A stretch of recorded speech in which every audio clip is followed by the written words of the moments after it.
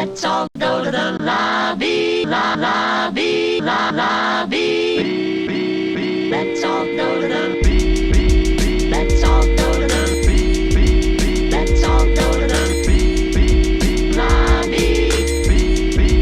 Let's all go to the. Let's all go to the. Let's all go to the lobby. What is up, real boys and girls? We are back with the One Reel In podcast alongside Not So Sober October and alongside me, as always, it's Mr. Marco Dupa. Hey. We have the Boulevard Brewing Rye on Rye barrel-aged ale. Could you tell us a little more about that? Why you grabbed it? Why you're doing this to us? I can tell you that the only reason that this is here right now is because of its ABV. Okay. Pure sport. This is for the love of the game. We're That's all in this the end is. game now. The Rye on Rye barrel-aged ale. Yes. I have no preconceived notions about this. Prior knowledge. Except for it's 13.5%. That's it. I mean, this thing has to be boozy, right? There's no way around it at Barrel-aged this point. Rye ale. Yeah. There's a little cold read there if you want to give it a go. Sure. I haven't done one of these in a millennia. The Boulevard Brewing Co. Rye on Rye. Rye on Rye begins life as a brawny, tawny Ooh. rye ale before being aged in freshly emptied charred oak rye whiskey barrels. Wow. Deep in amber color, this celebration of spicy rye malt and rye whiskey features notes of charred oak and vanilla with a delightful boozy sweetness. Wow. So let's see if we get all of that. Okay. Or It just tastes like booze. Let's see.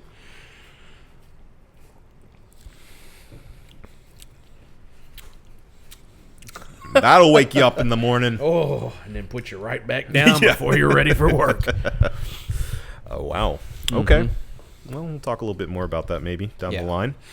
Well, as you may have noticed, I haven't introduced our movie of the week, and that's for a good reason. This is a One Reel In Halloween special, if you will. We're not going to review a movie on this one. Don't leave. Instead, what we're going to do, because this got such a response on the internet, Variety came out with the 100 best horror movies of all time. We're going to go through each of them, and if we have an opinion, we're going to voice it. Mm-hmm. So the first thing that I want to get to on this was how they decided on this list, because that's usually the biggest hang up I have on these kind of lists. It's like, what's the parameters? What are we talking about here? Right. Because, I mean, even the genre of horror is such a wide thing. And it seems like there wasn't really much of a guideline on this, to be honest with you. Yeah. They said, quote, "In compiling a list of the genre's highest achievements, we considered it all from highbrow to lo-fi, pure schlock to Hitchcock." Wow. Pure schlock to Hitchcock. Whose Hitchcock. Psycho topped our greatest films list, but not this one. Reaching back to the advent of cinema. Well, maybe not quite the beginning. According to legend, 1895 audiences recoiled in fear when they saw the train pull into the Ciutat Station. I'm sure I mispronounced that. I have seen that movie, though, from the Lumiere brothers, early actuality film. You still had to get your cold read in, didn't you? I mean, it doesn't feel right, unless I do. We don't count that as horror, though it certainly demonstrated the medium's capacity to startle people. The question, what is horror, echoed at the center of every discussion, with long hours spent arguing over where the boundaries lie for a genre that has launched many a career. How often has one of these walking nightmares upset you enough to resurface in your dreams? If we've done our job, you'll want to join the debate. So, all that to say, who knows? Well, okay. So the first thing that I want to address about that is, Very flowery. yeah, if you're it's the same issue that I have with the Academy, which is I don't even think that best movie and best director should be separate categories, because if you think a movie is the best movie of the year, how can you not think that it was also the best directed movie of the year? To me, I'm sorry, but it just doesn't make any sense. I can't for the life of me figure out a rationale in which a movie could be the best directed movie of the year, but not the best movie, and vice versa. I would say I get it if it is the best shot movie, but not the best movie for the sum of its parts. But wouldn't that fall in line with the cinematography? And that's what I was going to bring up too. The lines are blurred between these categories already. So sometimes the director's really at the helm of the shot. Other times it's the cinematographer. Right. Or, assistant director, second AD. All these people have a hand in how the film ends up looking. Right. Obviously you wouldn't have that argument for like writer, because writing is obviously a completely separate thing that is easy to identify. But when it comes to actually sitting down behind the camera and framing up your shot, it gets complicated. So, yeah. Well, but that's what I'm saying. How could you say that there was a movie that did? How could you say that this one person did that better in this movie, but overall this movie's better? I guess if you are separating it by how these moving parts worked together. Yeah. But even still, to me, that's like, okay, but how do you extrapolate that from the overall movie? It's hard. It would be like if you had best screenplay and then a separate category for best dialogue. As if like that is a portion of the thing. They're divorced from each other in some way. I bring that up only to say, like, how can you make this list, 100 best horror movies, have Psycho on the list, but not at the top? When it was number one. That makes zero sense to me. Weird. It's the greatest movie of all time, but there's a better horror movie. Not the best horror movie, yeah. Okay, so I'm gonna get off my soapbox. No, I get it. Weird. I could see how somebody could argue both sides of that, but I get what you're saying. I just think best overall movie ever made kind of trumps every other subgenre. Well, because it is a horror movie, in their opinion. Right. So how could it not be the best horror movie? Unless they're saying, like, horror is such a specific thing that you're trying to get something out of that it's not the same as a regular movie-going experience. But I don't agree with that. Well, and that's why it would be better for them to have created more... better, like a formula, better defined parameters, like an actual criteria instead of just being like, from Hitchcock to Schlock and Big Buck and right. Yeah. Okay, variety. Yeah, that's enough. Yeah, it's enough. We get it. You're creative. Yeah. So let's just get down with this list. Let's do the list. Number 100, Repulsion. Never seen it. No. 1965. Heard a lot about it. Haven't watched it. No opinion. Sorry. That's going to actually happen, I think, a lot for me personally. There's probably going to be a lot because, I've watched a lot of horror movies. I've seen a lot of horror movies in my life, but there's a lot of the like art housey ones that I haven't seen, or like the ones from like the 60s and 70s that people put up a lot. Like, we watched Possession last year. Yeah. And I bet you it's on this list. Probably, yeah. But that was the first time that I had even heard of it, let alone seen it. So yeah. I'm just going to put that out there. Sure. Well, this one is famous for being a Polanski film, an early Polanski film. From 65, so long time ago, but okay. 99 is Suspiria, the original. So, it deserves a place on this list. I'm surprised that it's all the way at 99, though. Yeah. That's pretty low. Yeah. For such an influential horror movie. Dario Argento, if you don't know. With the, famously colorful aesthetics. And, all right, I'm comfy now. You good? Yes. Okay. Yes, sorry. Being at 99 is crazy. Incredible stuff. Yeah. Yeah. Disagree with that, but whatever. 98, Devil's Backbone. Mm-hmm. Come on. What are we doing here? Guillermo. Come on. 98. 98. One of his best movies, in my opinion.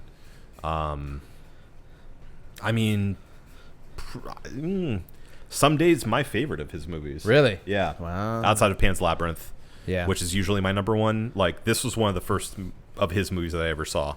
It's Came not out in Hellboy, 2001. Golden Army. That's a good one. You joke. I jest. But actually, yeah, I do think it's a great movie. Yeah. Yeah. So again, I disagree with its placement, but I mean, I think if you are open to watching Spanish language horror movies, this is definitely up there in the scary ghost boy genre. Yeah. Can't recommend it enough. You know what? Before we go any further, Okay. or maybe we should do this at the end. I don't know. What do you think?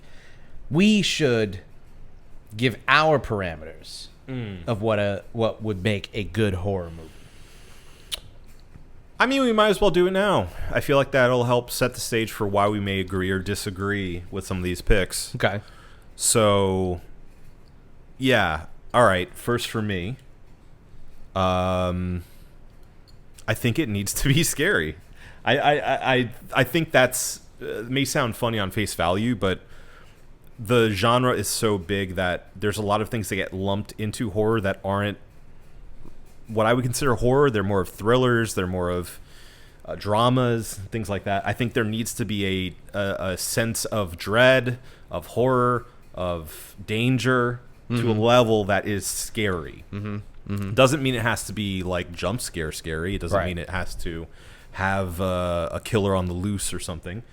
But it has to instill fear of some kind. Yeah. You know? Whatever fear that the filmmakers are going for, whether it be like unsettling or disturbing, Right. You know, body horror, torture, whatever they're going for. Science it fiction needs horror. to like elicit that some kind of fear. I would put that as an umbrella that allows for a lot of things, but then also there is a cutoff. You know?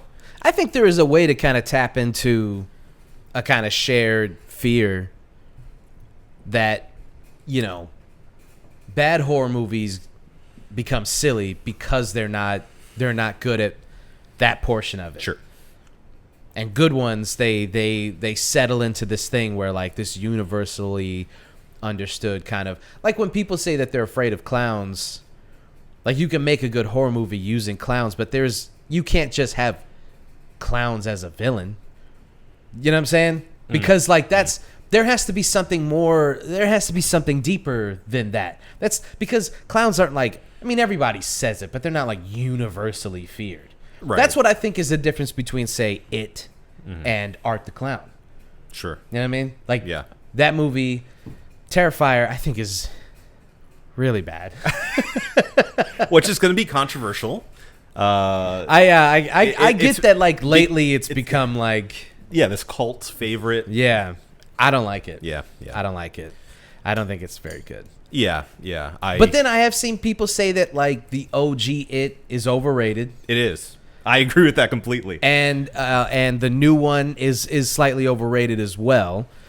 Different movie than the first one. I think we can all agree though that like the portrayals of the clowns in each movie are not overrated. Oh, sure, yeah. You know, Tim Curry. Absolutely. The best thing about that TV movie. Right. I mean, he's fantastic. Yeah. Great casting.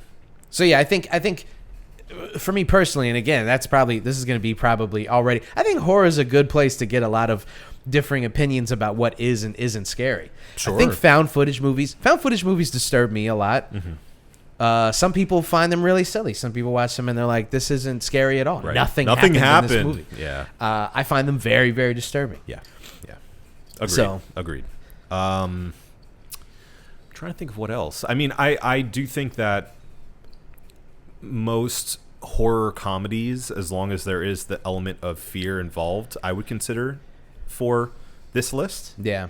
Like I would consider, I don't know, Evil Dead 2 in this list. I wouldn't consider Army of Darkness. I don't think that's a horror movie. Because it's too silly. It's like a slapstick action movie, really. Yeah. It's not a bad movie. It's just, just silly. I wouldn't consider it a horror movie. Yeah.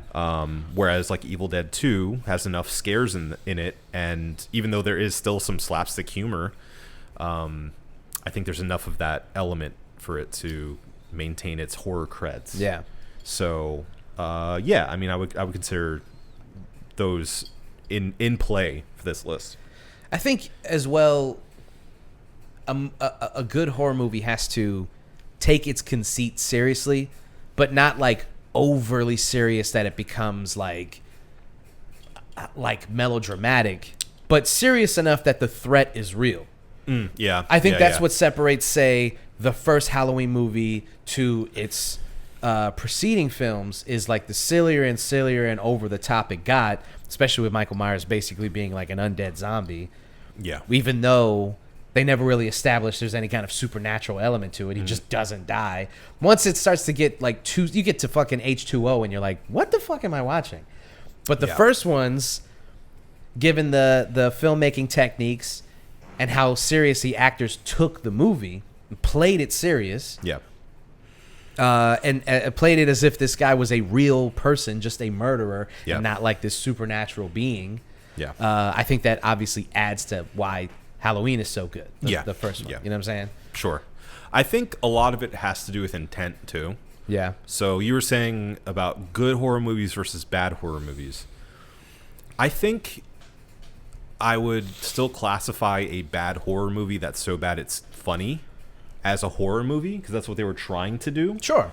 I wouldn't call it a good horror movie though. I wouldn't add it to this list, for instance. Like Troll 2. Yeah. It's supposed to be a horror movie. Yeah. Not a good horror movie. Yeah. It's a so bad it's good movie. Right. It's funny, it's hilarious, but you know, it didn't do what it was supposed to do as a horror movie. So Yeah.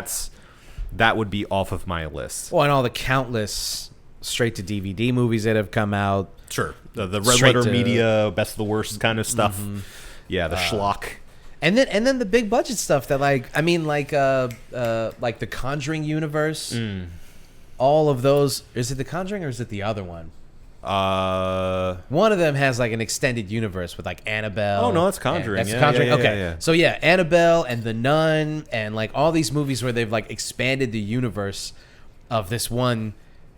The Conjuring's brilliant. Yeah, Conjuring's yeah. fantastic horror movie. And then you go, they knew what they had and they were trying to strike while the iron was hot. But those movies, once you start to get further and further away from what made the first one so good, you get to The Nun 2 and you're like, I want to fight whoever made this movie. I want to fight the nun. I want to fight that nun. Yeah. I feel like I could take that nun. They were. They made it seem like she was fucking fightable. Yeah. Which leads to a bad horror movie. If you feel like you can just straight up, fist fight the danger, it doesn't really elicit much fear. Right. If your fight or flight response is to fight, and you feel like I'm can gonna actually punch that nun. Yeah, I would have beat the brakes off that nun. Yeah. You can take her. Yeah. Oh yeah. mean, There's she- one moment where she just like straight up just grabs a dude and like breaks his neck, and it was fast. Yeah. But I'm like, I don't know. I feel like she snatched me up like that, and I have a moment to where I'm like, I can fight this off. Yeah. There's Sure. a split second. That's, that's my toxic trait. I could take the nun. You die confident. That's good. Yeah. I yeah. got the. I'm just Thump, like thump. I'm laying on my back like. Fight me. All right. Anything else? Any other parameters we want to lay out before we get going? It's hard to say.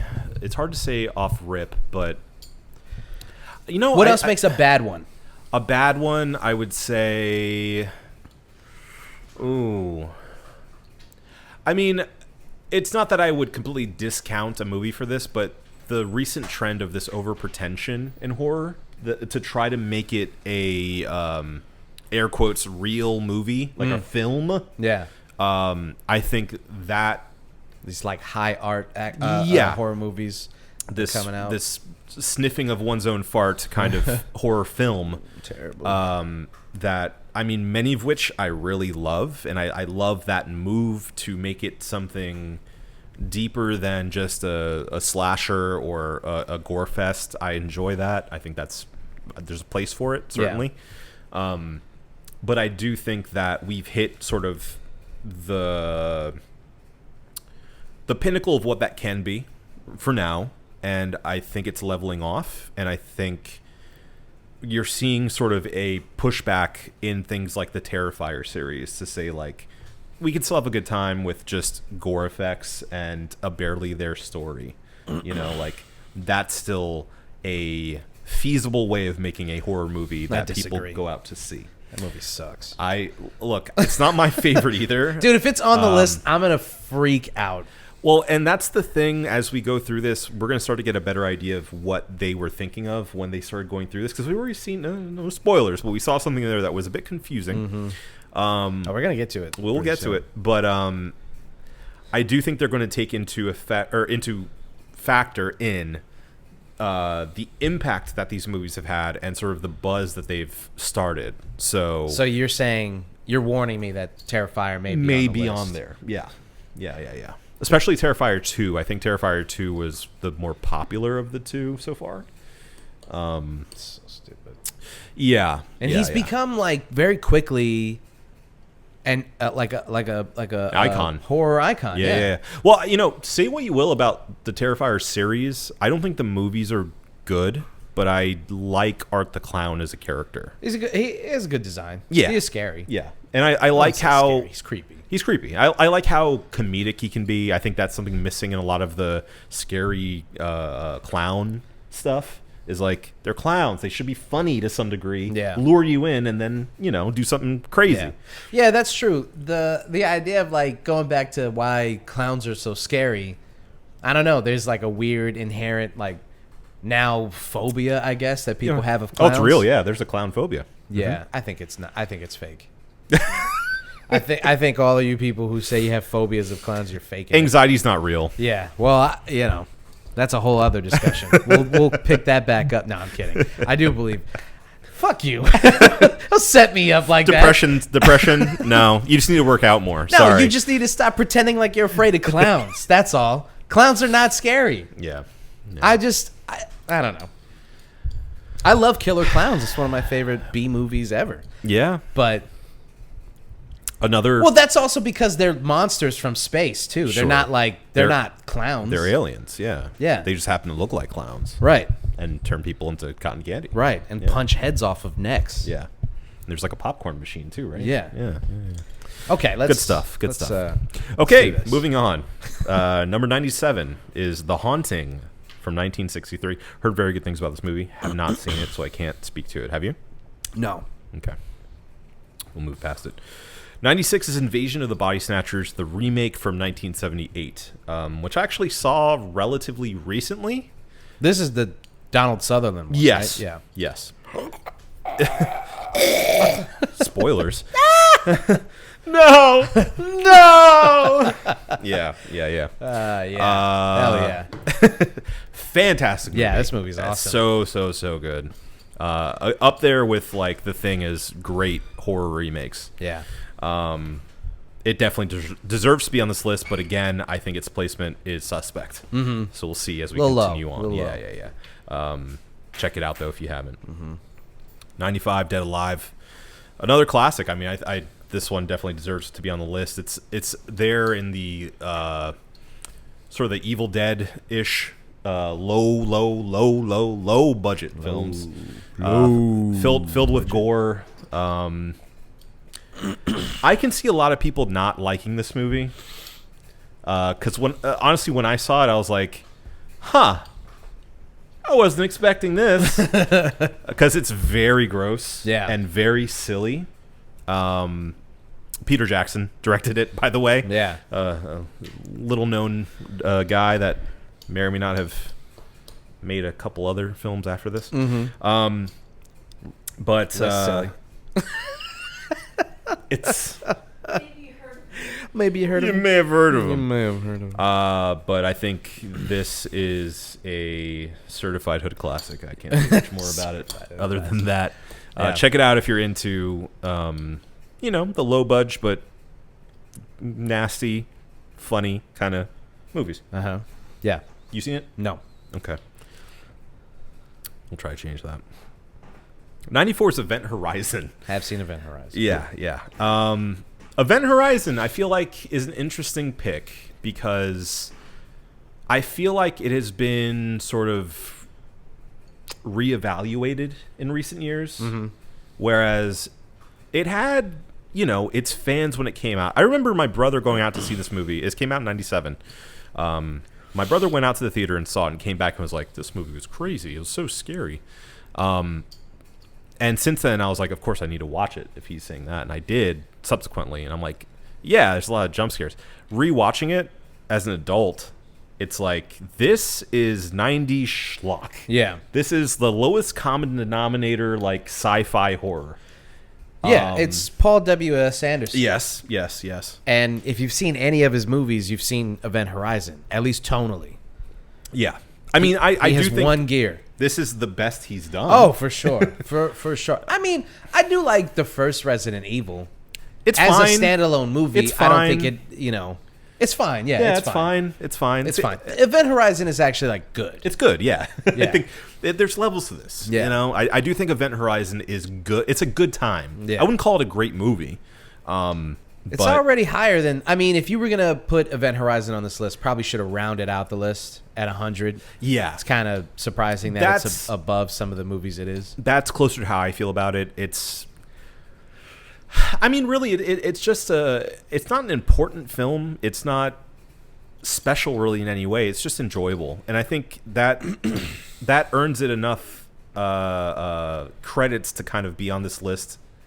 But it should be closer to the 100 mark, in my opinion. Yeah. Yeah. I do love Sam Neill though, Yeah.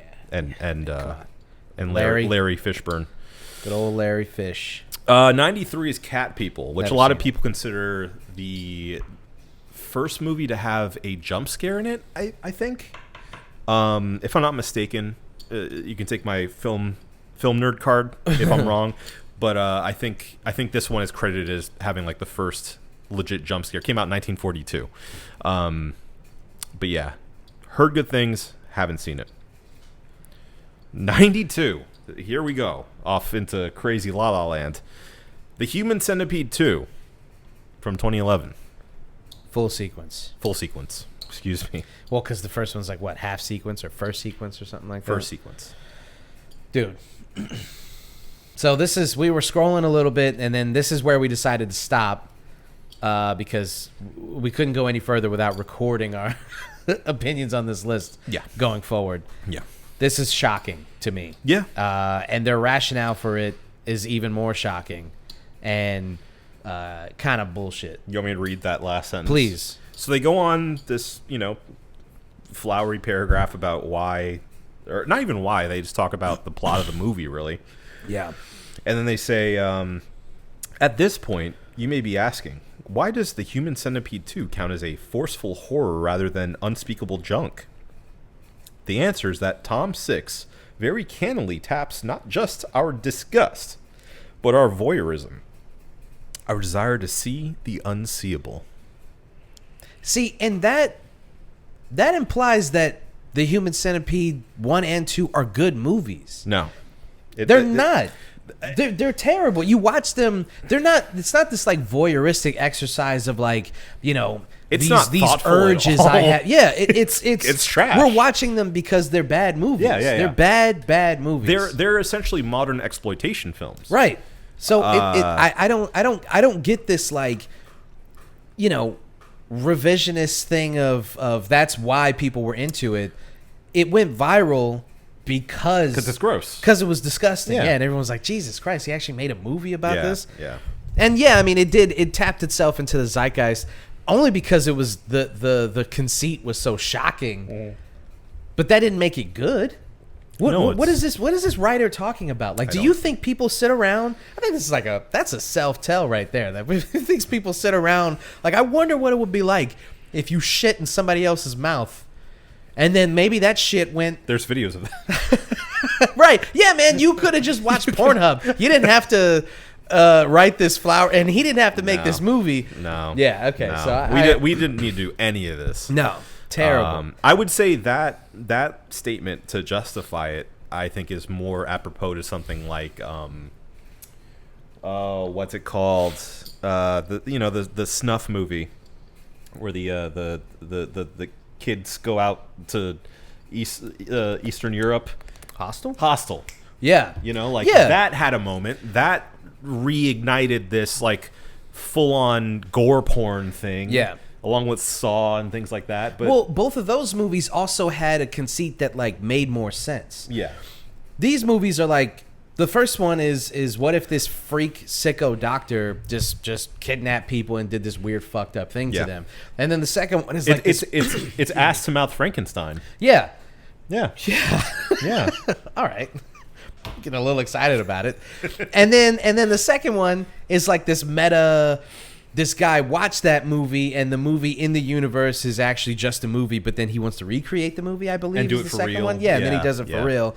Oh, so clever. Oh, But wow. but those, the Hostel and Saw, the best of those series, like actually have a conceit that you do kind of feel. Hostel is a legitimate fear. You go backpacking in Europe and you don't know what could happen Right. to you, and you're like, what if we got kidnapped? Right. Wouldn't that Human be crazy? traffickers. That is something that is voyeuristic and people do think about and Yeah. have fantasies about and like nightmares about. Especially with like, you know, the early parts of it where it's this American idea of Europe and going backpacking as this young college kid, Right. and then like there are these sex workers and we're gonna party all night. Yeah, it's and kind of it's gonna be dirty a and good it's time. kind of sexy in the beginning Yeah. and stuff, and then it gets then very it takes a unsexy, turn, yeah. right? And Saw, same thing, where Jigsaw is enacting his form of justice, Yeah. what he believes is justice. Sure. That is another thing that human beings, you know, in the deepest, darkest parts of themselves go like, there should be cosmic justice. If Yeah, somebody yeah. cuts me off in traffic, I want their like bank card to decline at some point or some weird thing that I want justice. I want karmic, cosmic justice. Right. And that's what those movies Yeah. represent. So they're the taps conceit into of those, something. and that's what he's trying to say about Human Centipede. No. And it's not the same thing. It doesn't. Yeah, it's not. Anyway. Yeah. Anyway, 91, Dead of Night, 1945. Haven't seen it. Looks- You think he likes ham? Wait till you see me like ham. Sorry, the puppet. What? The puppet made me think of this movie that that Mystery Science Theater did. Can't Hold just on. be saying stuff like that. Sorry, hold on. Let me find this movie for you. But you can keep going. I've never Okay. seen that one either. But Well, there's apparently a ventriloquist puppet in this movie, and haven't seen it. Haven't heard of it, actually, so may go back to that one. Even going back even further, A Page of Madness from 1926. That's crazy. yeah, Japanese silent film, apparently. Haven't seen it. Looks creepy. I mean, check Devil that out. Doll. Devil Doll. the Manchurian ventriloquist. That's it says. Sorry. Okay. There's just this really, really funny scene where they're doing, and it just the doll made me think of Devil Doll, where one of the guys, that's one of his riffs. 'Cause I'll show it to you later. Okay. If anybody watches Mystery Science Theater, you know what I'm talking about. If you don't, then now I'm sorry. I apologize for what I just did. If you haven't seen Mystery Science good. Theater, anyway. Anyway, 89 is Horror of Dracula from 1958. Haven't seen it. Haven't heard anything about The it. Whore of Dracula? It's just Horror of Dracula from 1958. Dracula's whore? The Horror of Dracula. Dracula's stanky whore? Yes. Let's see. 88 Blood Feast from 1963. Also haven't seen, haven't heard. But apparently it's a splatter movie. One of the early splatter movies. 87 is The Vanishing, or Spoorloos from 1988. I have heard of this movie, haven't seen it. Stop me if you have, though. Okay, yeah, I'm I will. just going based on Because my these own. are, I mean, like I said in the beginning, a lot of these movies from like the 50s and 60s are just going to be lost on me. 'Cause Yeah. What you looking for? I'm looking for the bottle opener. Thank you. 86 is Village of the Damned from 1960. Another one I've heard of, haven't seen. Yeah.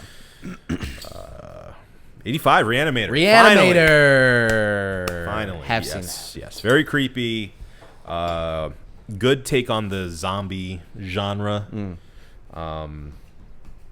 Yeah, I mean, I think it's a very, very 80s Yeah. horror movie. Big time. Obviously inspired by H.P. Lovecraft. You know, he's a racist. It really hurt. H.P. It Lovecraft? hurt my heart to know that. You shouldn't be surprised, though, right? I guess. Still sucks. I mean, most people in horror tend to be pretty, liberal. And, Yeah, I mean, fantasy writers and horror writers. because you have to have, compassion and imagination. Yeah. That tends to be more of a thing that people with some ethics and conscious. I do like the irony Conscience. of HBO making that show Lovecraft Country. Oh, with a yeah. bunch of black people. Yeah. Yeah. I'm sure. I mean, somebody had to know. I wouldn't be surprised if that was why they did it. Yeah. It's kind of a FU. Yeah. Anyway, yeah. I mean, good mad scientist / zombie horror movie. Check it out. It's Yeah. a good time. Very creepy, weird, kind of funny. Number 84, Dead Ringers from 1988. This sounds vaguely familiar, but I haven't seen it Is myself. that Jeremy Irons? Looks like it, right? It is. It is Jeremy Irons. Haven't seen it. Yeah. Cronenberg, It's a though. Cronenberg film, yeah. Okay. I do like some 80s Cronenberg. Yeah. Uh, Little Shop of 83, Horrors. Little Shop of Horrors, the 1960 version. Haven't seen the 60 version. I've only seen like the clips remake. of it, like Yeah. on Instagram and like Roger Corman, shout out, Hmm. R.I.P. Number 82, What Lies Beneath. Interesting. That's Year a 2000 strange, Harrison Ford movie. strange movie to have on this list. I don't know. Yeah, that's a weird one. And really high considering everything we've seen so far. Yeah. 82. Yeah. Huh. Hmm. Interesting. I didn't Okay. know that was a Zemeckis movie. I guess that's why he was able to get Harrison Ford and Michelle Pfeiffer. Yeah. All right. Anyway, let's move past that. 81 is The Wolfman. The Wolfman. Okay, yeah. Classic. Agree. Obviously. Deserves to be there. Yeah, for sure. 1941. Kind of low. I'm like Yeah. getting my bearings on what this list is being made up of, Yeah. and the Wolfman being. It's going to be interesting to see where they put the other Universal monsters. That's what I was just thinking, and thinking about it logically, I think Wolfman might be better than Dracula for me, personally. It's definitely better than what's the Creature from the Black Lagoon. Yeah, definitely better than Creature. I haven't seen it yet. I have it. It's better than Creature. I haven't seen it. Oh, Oh, yeah, that's right. That's Yeah, I have the full 4K Universal Movie Monsters pack, but I've only been through Frankenstein, Dracula, Wolfman, Invisible Man. And I think that's it so right. far. I think the only one you haven't seen is Oh no, Creature. they also include Phantom of the Opera. They include That's Bride of Frankenstein. That's messed up. He's not a monster. That's the whole point. He's a man. And there's some other ones too, but yeah. Anyway, pretty low. Yeah. I'd say pretty low for Wolfman, but I'm glad to see him there. Good movie. It holds up pretty well, and is sort of the prototype for the wolf transformations you see over time, which is kind of cool to see. Number 80, the original House of Wax from 1953. Cool. Yeah, haven't seen it, but I do love me some Vincent Price, so maybe worth a watch. 79 is The Omen from 1976, the original. Yeah. Makes sense. I mean, it's I don't know if it's the first, but it definitely popularized the creepy kid thing, Yeah. and also your kid potentially being the spawn of Satan. Mm-hmm. Yeah, definitely deserves its place. 78, Angst from 1983. Don't know it. Yeah. Don't know it at all.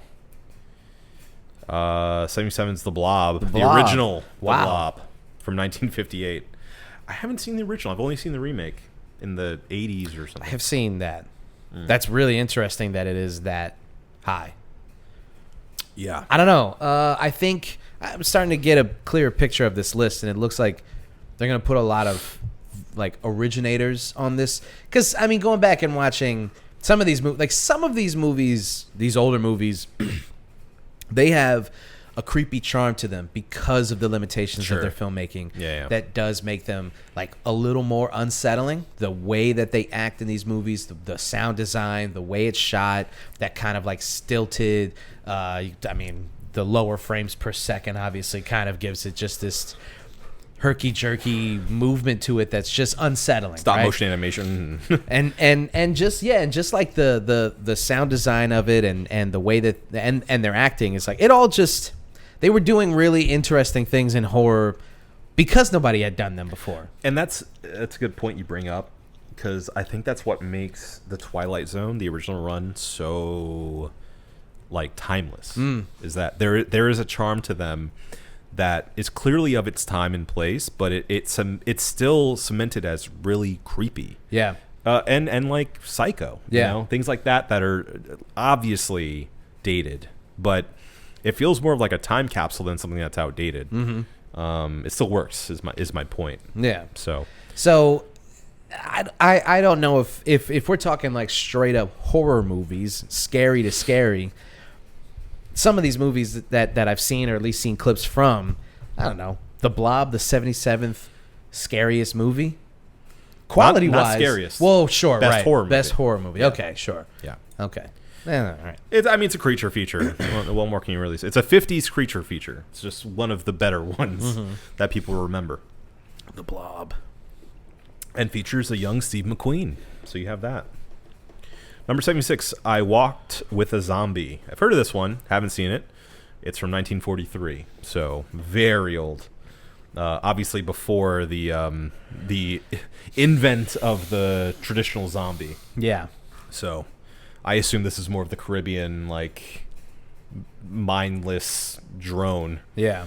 But couldn't tell you. 75, The Descent. That's cool. Deserved. I think at the time kind of underrated, but as it's gotten years on it came out in 2005. God, I feel so old. I saw it in the theaters.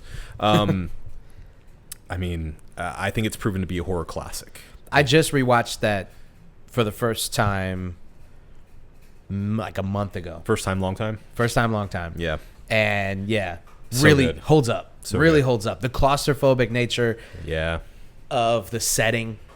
Honestly, I was already in with them just being stuck in a cave. Yeah. That was already enough that I was like, then they introduced the cave dwelling like demons down there and I was like, this just got taken to another level. Yeah. It's really good. And a great ending. And Yeah. a great alternate ending. Yes. Yeah. Yes. Yeah, deserved. 74, Nightmare on Elm Street. Another just The OG. banger, bro. Yeah. That's, in my opinion, too low. Should be top 25. Yeah, at that's least. crazy to be 74. Dude, there better be some hitters on Absolute this list. bangers, yeah, because this is one of my personal favorite horror movies of all time. Same. 73, Blood for Dracula. Haven't seen it. 1974. Yeah, me neither. Okay. Creature. Hey, there you go. is at Creature 72. is like, what, 5 spots higher? Yeah. I don't know. I think I'd probably revert. Maybe I have to go. I watched it when I was a kid on like Turner Classic Movies, so maybe I have to go back and rewatch it. Yeah. I do remember thinking that Wolf was like more entertaining.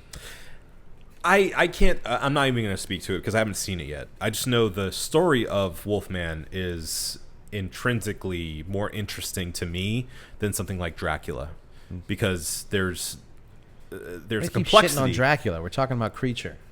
I can't speak to Creature is what I'm saying. I don't know his story. I don't know his life. I don't know this guy. Yeah. But I think the story of Wolfman is inherently more interesting than something of just a monster that is a monster regardless. Yeah. You know, like that is born a monster and has to deal with the fact that they are a monster. A monster. I like the idea. It's more complex and more emotionally intriguing to me that there is a guy who's a victim who is now the predator, you know? Yeah. And has this kind of... I don't know. I think they all are kind of sympathetic monsters. Not Dracula. No? That's why I keep shitting on him. Right, okay. He's just a bad guy. He's evil incarnate. Right, true. Yeah. Okay. I mean, the sympathetic character in that story is the guy who comes to see him to talk about the land or whatnot that he's buying in London. I forget his name. He ends up eating bugs, you know. That guy. Yeah, that guy. Bug eater. Yeah. All right. Or actually, no. It's the other. Anyway, doesn't matter. 71. Hostel Part Part 2. 2. What? That's What are we crazy. doing? The What are second we one? doing here? That's What are we doing here? crazy, No, bro. no. You know what no, that no, means, no, right? No. That means the first one's going to be really high. It's got to be, right? Yeah. What if the next one's Hostel 1? I mean, also that also means that like the first Human Centipede might be on this list pretty high, both higher than Nightmare on Elm Street, mind you. That's crazy. I think that's going to be a thorn in my That's side gonna for the rest suck. of this Yeah. list. Hostel 2 is fine. It's nowhere near as good as Hostel 1, in my opinion. Hostel 2 is just gore porn.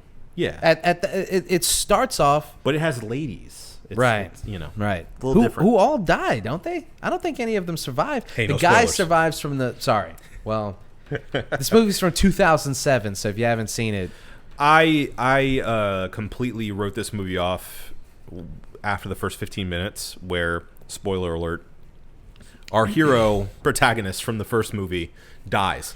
yeah, Like immediately. they make it all the way to America. He's living a normal life. Right. He's like, man, that was a crazy summer. He's investigating the bloodhound people that this entire organization trying to save other people. And they find him. They find in him his and suburban murder home him. or apartment or whatever, and throw his head in the fridge. Right? I think so. Yeah, something like that. Yeah. Doesn't matter. Anyway, it doesn't. number 70 is The Wailing from 2016. Heard very good things about this movie. Same. This is upon the top of the heap of horror movies that I'm really looking forward to watching this season. Yeah. Hope to get to it.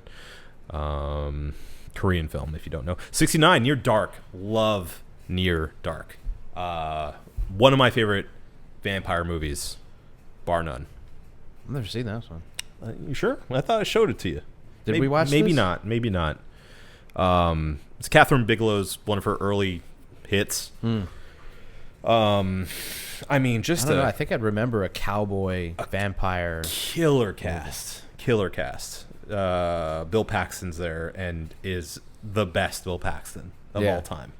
Even better than Twister. No, I haven't seen it. So good. So good. I won't say anything else. Actually, it's pretty hard to find on Blu-ray. Wow, that next one. But try to find it if you can. 68 is The Sixth Sense.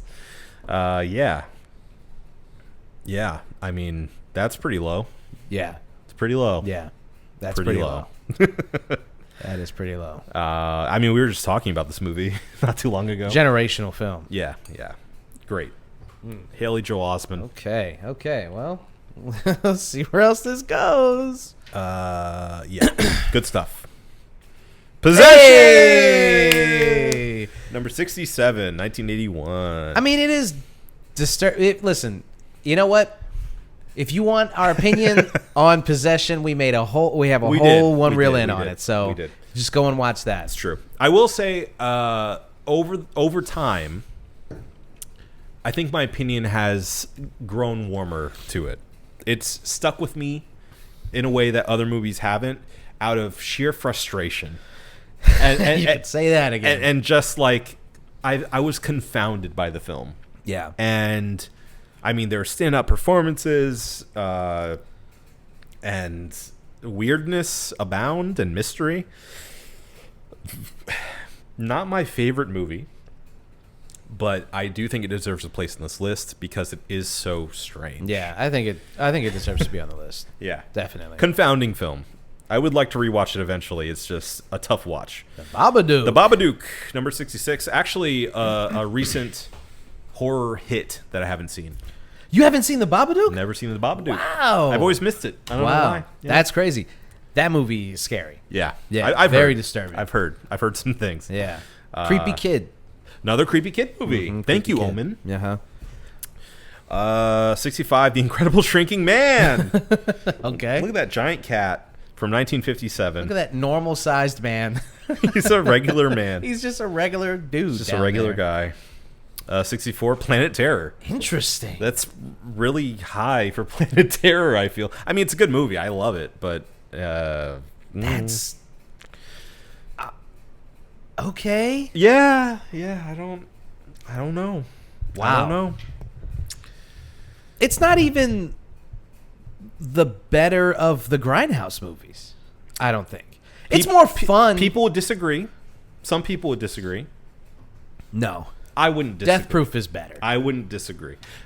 But I will say, if you were to ask me walking out of the theater, which was the better movie, I probably would have said Planet Terror. I think Planet Terror is the more entertaining movie. Yeah. It's definitely more fun. Yeah. Death Proof, I think, is better. Oh, it's a better I think movie, the for way, sure. like, what Tarantino does with his side of it is And the real filming of Cars. Yeah. After, a decade of watching Fast and Furious movies was just such a breath of fresh air for Death Proof. that the whole first 30 minutes. I couldn't breathe Yeah. with the chase later on. The first 30 minutes, I mean, it's its own movie by itself. Yeah. Yeah. But we're not talking about Death Proof. I 'Cause wish Death Proof's not. I wish we were. It's not a scary movie. Planet No. Terror as a horror movie. I mean, okay, all right. I think I was a little harsh because I think Death Proof is just so. I think it's better, but Planet Terror, I do find myself rewatching that one a lot. Planet Terror. I would go as far as saying it's one of Robert Rodriguez's better movies. Yeah, yeah, and the what he. Forgetting the word that you would use here, but basically how the device he uses for zombies, Yeah. being this chemical, this military chemical that's Yeah, gone yeah. awry, and It gives them these cysts and stuff. It's so gross. and they're not actual undead zombies. No. It's more like a incurable disease. Yeah. But you can stave it off with this gas, and I thought that was really good. And what he does with his heroines. Okay. No, I like it. It's good. I It's mean, a good movie. pretty yeah. high Yeah, I think on the it's list. high. I Pretty think it's a little on the high. list. I think it's a little high, but I do approve of it being here. Just a surprise, a happy surprise. Oh, this is another one that's on the horror, the Universal horror Monster thing? I Okay. believe so. Dr. Jekyll and Mr. Hyde from 1931. It came in at 63. Okay, sure, I guess. Gremlins. 62. Gremlins. Yeah. Sorry, I'm jumping ahead. It's fine. It's fine. I'm just getting excited when I see something. It's fine. It's fine. Yeah, I think Gremlins is another classic of the 80s. Actually, yeah, I mean more violent and scary than you would think it would be. Mm-hmm. If you're coming into it just knowing about Gizmo. Yeah. You're like, oh, that's cute. Yeah. I mean, all of the advertising of it Yeah. before they become the Gremlins. Right. And then Gremlins 2 turns into, a comedy, Yeah. which is fun in its own way. But yeah. Kind of like when you get to Puppet Master. Puppet Master is a scary movie, and then you get to Puppet Master 4, and It's the way that every franchise went in the 80s. You start off with the original thing, and then it slowly turns into schlock and comedy, so you can sell toys. Yeah, right. It's kind of all it is. right. The 80s and early 90s, when they just were we need to make it a toy, and it's well, Yeah. it's not really appropriate for kids. It's we don't Shut care. up. Make it appropriate. Does it look cool? Then make it a toy. Make a cartoon of it. It'll be fine. If you make a cartoon of it, no They one will will come. even know. Yeah. All right, 61, Candyman. Absolutely. Yes. Deserves to be on this list. Yes. The original Candyman. Yes. Fantastic. Agreed. Thank you, We- Clive Barker. Also watched the reboot Yeah. last year for One Reel In. That's right. And I don't know if did we watch the OG together? I do remember watching the OG after watching the reboot. No, I don't think we did together. I had seen it before. Candyman's one of those movies that I knew of way too early. Yeah. And it's because, everyone has the cousin that gets to see every movie that you shouldn't see ahead of time. I know that was you. You were that person that got to see the movies that you weren't supposed to see. Yeah. But if it's not you, it's usually your cousin. So Jason got to see Candyman, I think probably on HBO Yeah. at home. And he told me the legend of Candyman and about saying his name and in the mirror and et cetera, et cetera. And, I'm not too manly to say. thought it was real. I believed I could summon Candyman if I wasn't careful. Yeah. And, There's nothing like being with your cousins and them going into the bathroom, saying it 3 times, Yeah. and then locking you in the bathroom. Yeah, of course. You know, With the lights off. Yeah, that's what. Yeah. And then you're too stupid to understand you can just turn the lights on. Yeah, of course. Yeah. You just pound on the door. Yeah, you just And then somebody's mom starts screaming. you have no wits about you. Yeah. That's fear, baby. Oh, that's yeah. real fear. That's the adrenaline going. Yeah. You have, That's childhood trauma, baby. Yeah, all of your reasoning goes out. I mean, you're not even old enough to have any kind of like discernible. And there's no one to fight, skills. so it's just flight. Yeah, it's pure flight. Yeah, Yeah, so Candyman definitely deserves to be up there. the candy. A Clive Barker joint, by the way. Yeah. 60s Funny Games. Yeah, deserves to be there for sure. Have you seen Funny Games? That movie pissed me off. Yeah, it sucks. It sucks. Dude, I remember watching that, In a good way. I mean, you know. and I got to the end, and I was like, "Wow, that's cool." And Rewind. Then said, "Nope." And I was like, dude, and then the movie just ended, and I Yeah. just sat there. Come on! So, and that was another one that like I just so happened to watch on HBO. Yeah. I was just I saw Funny Games, and I was like, oh, this okay. Interesting. What's Funny Games? And Yeah. it just Yeah. happened to, and I was like, yeah, that one. This is one of those they have you watch in like film class, you know, like Yeah. it's one of those important horror movies of the 90s. Well, I'll say like when I first watched it as a kid, I mean, it came out in '97. I was probably 10 or 11 when I watched it on HBO. That's too young. Yeah. Yeah. I mean, like, my parents were not keeping track of that No. kind of shit. It's funny what they were keeping track of and what they weren't. Oh, Funny Games. That's a kids movie, right? Like, yeah, you can watch that. No, they just let us have premium cable. Free reign. Yeah, so Over we the could just premium. watch whatever we wanted. Yeah. Yeah. Imagine a 12-year-old being able to just turn on Cinemax. Wow. You know what I'm talking about.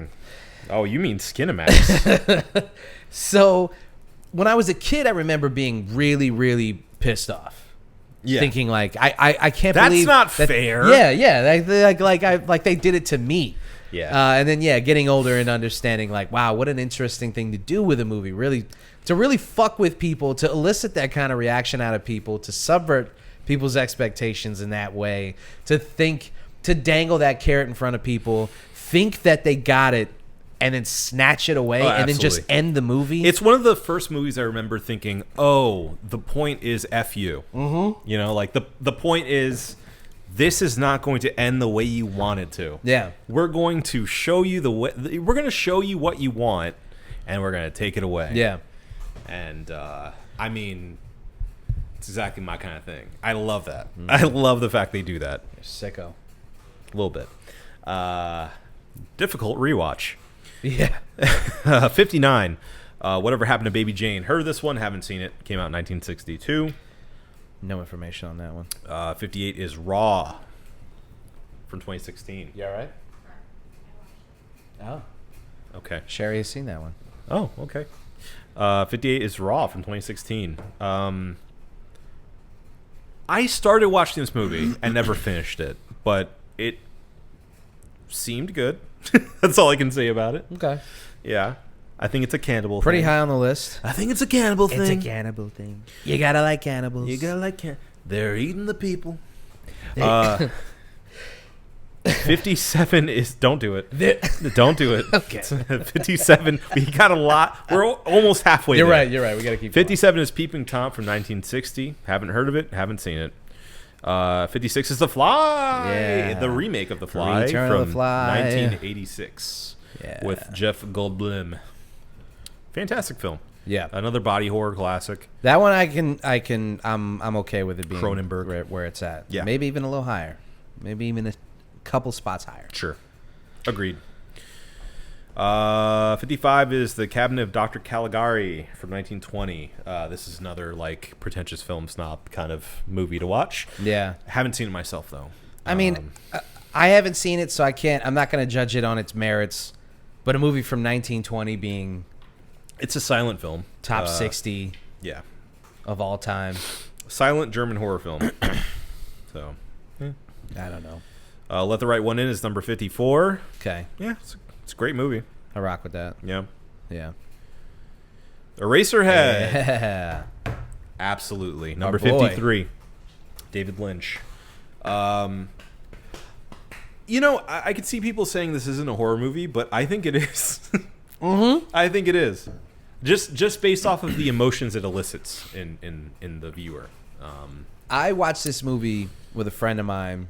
I was hanging out at his apartment, and we were like working on some songs that never saw the light of day. Hey, you want to watch Eraser? That's exactly what happened. Oh my God. We were like high out of our minds.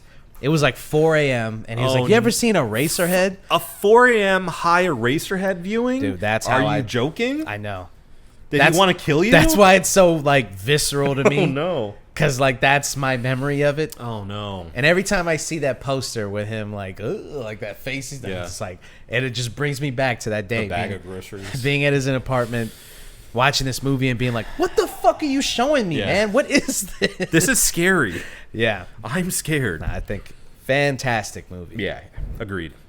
Agreed. 52 is Blood and Black Lace from 1964. Haven't seen it. Don't know. Same. Don't know. Cool title though. 51's Irreversible. Haven't seen it, but I know about it. Another movie that I can't speak to, but I don't think is traditionally thought of as a horror movie, but I could see why based on the premise, which I won't talk about here for reasons. Okay. Anyway, 50 Onibaba from 1964, Japanese horror movie.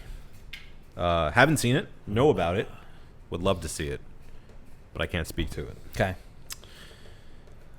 The Witch, number 49. Interesting. Okay. Agree, should be on this list. One of my favorite modern horror movies. Yeah. Yeah, I think it's close to a perfect movie in my opinion. Yeah. Doesn't get much better. Robert Eggers, I think, is one of the newer directors to look out for. Whenever he comes out with something, I'm in. He has yet to prove me wrong. So, 48, The Birds, classic. I love The Birds. The Birds. The Birds is one of the, I think, classically the most classically scary Hitchcock movies. Yeah. For its mystery and for the fact that it is one of the most visceral of his movies, where you see a lot of the violence happening. Yeah. Unlike Psycho, where it's, famously cuts to every slice you don't actually see happening. But in The Birds, it's like, no, those birds are like actually pecking. Those birds are fucking Pecking at people. They're scratching kids. It's a good one. It's a good, and one of my favorite jump scares of all time. If you don't know it, then watch the movie. The Birds is great. 47, Godzilla. Godzilla. Yes. I would say a little low. I'd say a little low for essentially creating the kaiju genre. Yeah. Top 50 though. It's good. It's good. The remake of The Thing is 46. That's disrespectful. That's absolutely disrespectful. You're wrong for that. Variety. We're putting you on notice right now. Okay. The rest of this list better shape up and show out, because that right there, that's straight up disrespect. Yeah. Yeah. Number 46. One of You the out of your mind? best horror movies of all time. I would say one of the best movies of all time. Absolutely. Yeah. Yeah. That's top 25, and that's me being like Generous. conservative. Yeah. Yeah. I mean, just prime Kurt Russell. What more do you want? Ooh. 45 is The Invisible Man. Yeah, I agree. It's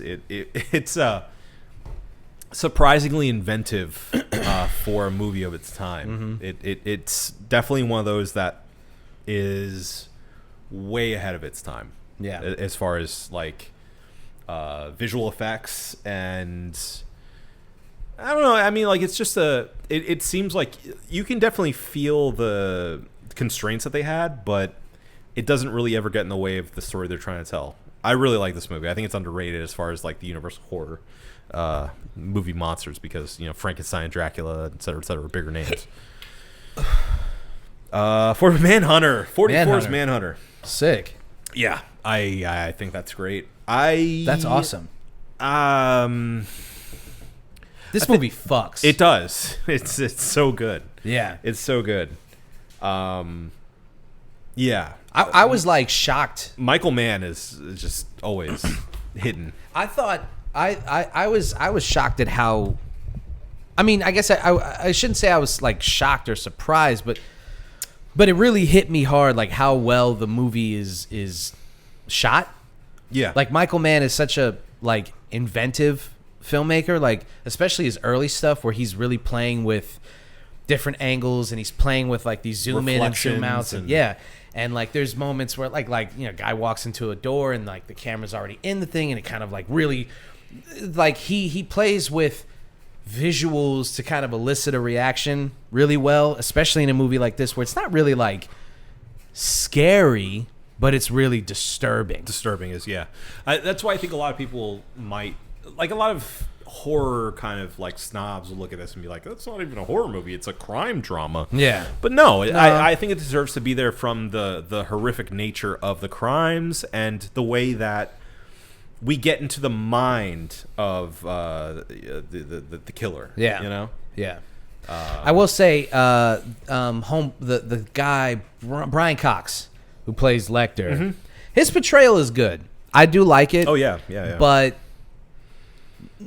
I don't know if there's ever been a more inspired casting than replacing him with Anthony Hopkins. Anthony Hopkins is one of the best castings of all time. Yeah. So it's hard not to live in that shadow. And honestly, that's what kind of kept me from earlier getting into this movie. Right. Because I was like, it's not an Anthony Hopkins Hannibal movie. Like, what am I going to... And same thing with the TV show, actually, with Mads Mikkelsen. I didn't get into it because I'm like, I don't want to see Mads Mikkelsen as Hannibal Lecter. Yeah. Lo and behold, some of the best stuff. Extraordinary performance, too. Yeah. Right. So, yeah. You just got to expand your mind, man. You gotta expand your mind, Manhunter is man. an incredible Love movie. Manhunter. Incredible movie. 43 is Vampire from 1932. Vampire. Heard of? Haven't seen. 42, 28 days later. Definitely deserves to be on the list. Yep. Great Yeah. movie. Great movie. Yeah. Started the whole like running infected Yeah. trope, which one of the scariest things to do. Also, the idea of zombie movies being like they're not undead monsters coming from the grave. Sure. It's but- more grounded. Yeah. It's They're- like it's scarier because it's like It's who an knows, infection. man? Yeah. Rabies could Sure. evolve and turn people into this. It's not like unheard of. Sure. If it could do it to fucking mammals, Yeah. we are mammals. The It's rage not- virus. Yeah. So And people with good intentions causing irreparable damage. right. Because the reason why this entire thing happened in the first place, spoiler alert, is that there's these people that are like, we shouldn't be testing stuff on monkeys. Right. This is cruel. And they let them loose, and they become ground zero for this entire thing, which is another thing to point out. This movie came out in 2002, obviously right after 9/11, and a lot of the visuals of this are evocative of sort of a major city going through cataclysm. And at the time when it came out, everyone was pretty shell-shocked still. Yeah. And so I think the time and place of it helped and hurt it at the same time. Because people are like, I don't want to deal with this right now. But it definitely inspired that, feeling of dread. And if you watched it while living through this time, you know what I'm talking about. Well, and also think about you're alive now, right? And you lived through COVID-19, right? Oh, yeah. Did you see how quickly that spread? Think about your perception of COVID-19 when it first started, and like, oh, it's over there, it's fine. And then it comes over here, and you're like, well, it's all the way across the country. They're going to contain it. They're Right. like first person to be diagnosed with COVID-19, and then you just watched it. Yep. Now imagine if, as horrible as the pandemic was, especially at the height of it when we didn't know what the fuck was going on. Yeah. Imagine if that turned people into raging monsters. Yeah. Like, yeah. I'm not trying to make light of the pandemic. I'm just trying to illustrate like this was very ahead of its time in the way that like communicable diseases move quickly and could ravage not just the country but the world in a very very quick manner. Yeah. So yeah, Danny Boyle. Man's good. Number 41 is The Devils from 1971. Another one I've heard of, haven't seen.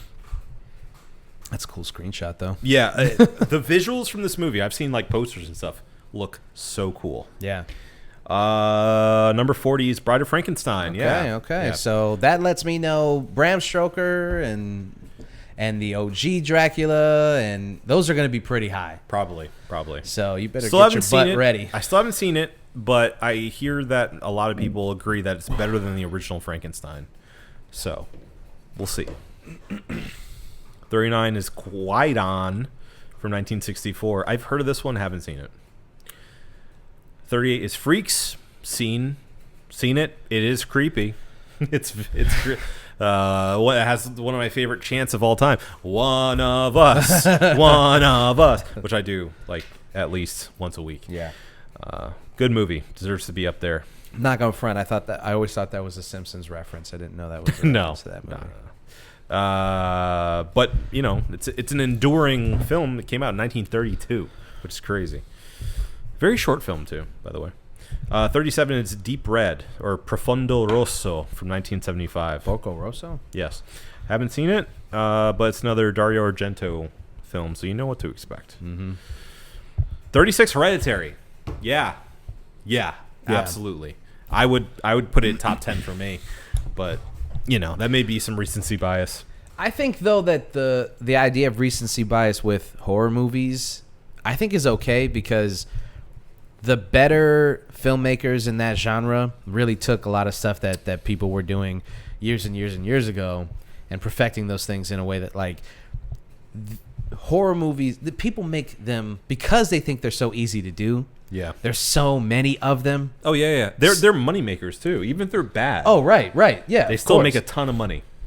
So then, especially now, if you get a good horror movie now, then it's a great horror movie. Yeah. Because they had to do so much to get it to rise above all of the schlock. Yeah, absolutely. So yeah, I'm okay with recency bias on a list like this. Okay. So yeah, Hereditary is fantastic. Fantastic. Top to bottom. Great movie. 35 is Invasion of the Body Snatchers, the original from 56. Oh. I haven't seen it, so I can't speak to it. Excuse me. But it's that rye on rye, baby. Sherry, this beer's strong. I'm doing my best here. I've been talking a lot, okay? Yeah. I haven't seen it. I haven't seen the original Invasion of the Body Snatchers, but I'm interested too because I love the remake so much. Yeah. I'm just afraid. Like, the reason I haven't done it yet is because I'm afraid of it not living up to the remake in the way that, like, the original The Thing from Another World doesn't match up with The Thing. Well, according to Variety, it's 30 spots, 40 spots better. Yeah. I mean, hey. maybe I should watch it. 34, Evil Dead 2, Dead by Dawn, 1987. Yeah, I mean, deserves everything that comes to it. Yeah. I love this movie. Yes. 33 is M from 1931. Another film school classic, if you will. Haven't seen it myself. I know about it. I've kind of studied it from afar. I think it's there for the prestige of it, really, more than anything else. Very early film, obviously from 31. Number 32 is The Night of the Hunter, another film school kid movie. Yeah. I know about it, haven't seen it myself. It feels like this list is. That's what this list is. It's just but the essentials that you were told to watch. They may be getting them out of the way before we get to the top, 25. Yeah, we'll see. We're close. We'll see. I mean, I've heard great things about this movie. I really want to watch it. Don't come for me. 31's Ringu. Yeah. Deserves to be there. Inspired an entire genre of inspired J-horror. Mm-hmm. Number 30 is Eyes Without a Face, another movie that I haven't seen that I've been told to watch from 1960. 29, Fan of the Opera, like I was just saying. Haven't seen it yet. Can't say anything about it. Came out in 1925, though, so, we'll see. 28's The Wicker Man. Yeah, the original Wicker Man. The OG. Yeah, I think that deserves its place because it inspired, like, this folk horror type of thing. 27's the original Dracula from 31. Almost cracked the top 25. Yeah. In your face. That's fine. Idiot. I get it. Look, I get it. I understand. I just don't agree. 26 is The Innocents. I've heard of this one. Haven't seen it, from 1961. All right. Top 25. 25, Scream. Starting off strong. That's pretty strong. Thank you. That's finally. crazy. Finally. For the self-aware horror movie, slasher movie of the 90s and early 2000s. I agree wholeheartedly. I just did a full rewatch of all Scream movies. Hadn't seen them. I saw the first one when everybody did. I still haven't finished the recent one where they're in New York. Okay. It's good. It's good. Yeah. I think the thing about Scream is they're different movies to enjoy. You don't enjoy them the same way that you... Because the thing was, when I was doing this rewatch with Andy, because they love Scream. I mean, they're really smart and have great opinion. I will take that clip out and just show that to them. Yeah. I at first was like a little annoyed with the meta nature of it. Not because it wasn't good, but because I felt like, okay, if these movies are so goddamn smart, why does everybody keep making dumb decisions? But that's kind of the point of it too. That's the point, is that even though you think that you're ahead of the game, you're never really ahead of it. And also, it's just fun. I had to really go, Marco, chill. Yeah. Like they're just trying to have fun. Yeah. Like that's the whole point. Like it's light commentary. It Yeah. is mostly just a kind of a way to do this again while being a little tongue in cheek. I think I personally have a problem with things that are too self-aware or too meta Sure. because It can go too far. I mean, like, and I'm not saying Scream is too meta. I'm not saying that. I'm Sure. saying when I encounter things that are too meta or too self-referential, it irks me because I always feel like this person thinks that they're smarter than the audience, i.e. me, and then I'm like, Sure. well, dude, I got it. So You you're get not smarter defensive. than me. Yeah, I do get defensive, Yeah. especially when stuff is too... but the best of those kind of self-aware movies really are in conversation with you. They're not trying to say, like, did you get it? Right, but You know, some of them do that, like, kind of wink, wink. Oh, for like, sure. You know, I'm not saying the Scream. Look at us. Even the Scream franchise is guilty of this, where it's like, yeah, we know what you're getting at. Like, Yeah. you don't have to do it so blatantly. Yeah.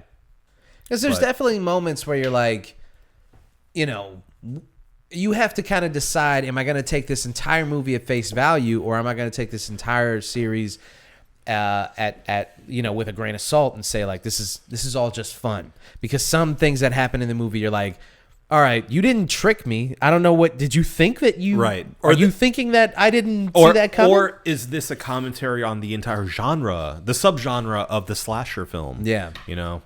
Yeah, it gets complicated. I agree, but I think Scream, especially the first one, does it really well. Yeah, and that is the one that's on this list. So, Yes. a beautiful, beautiful film.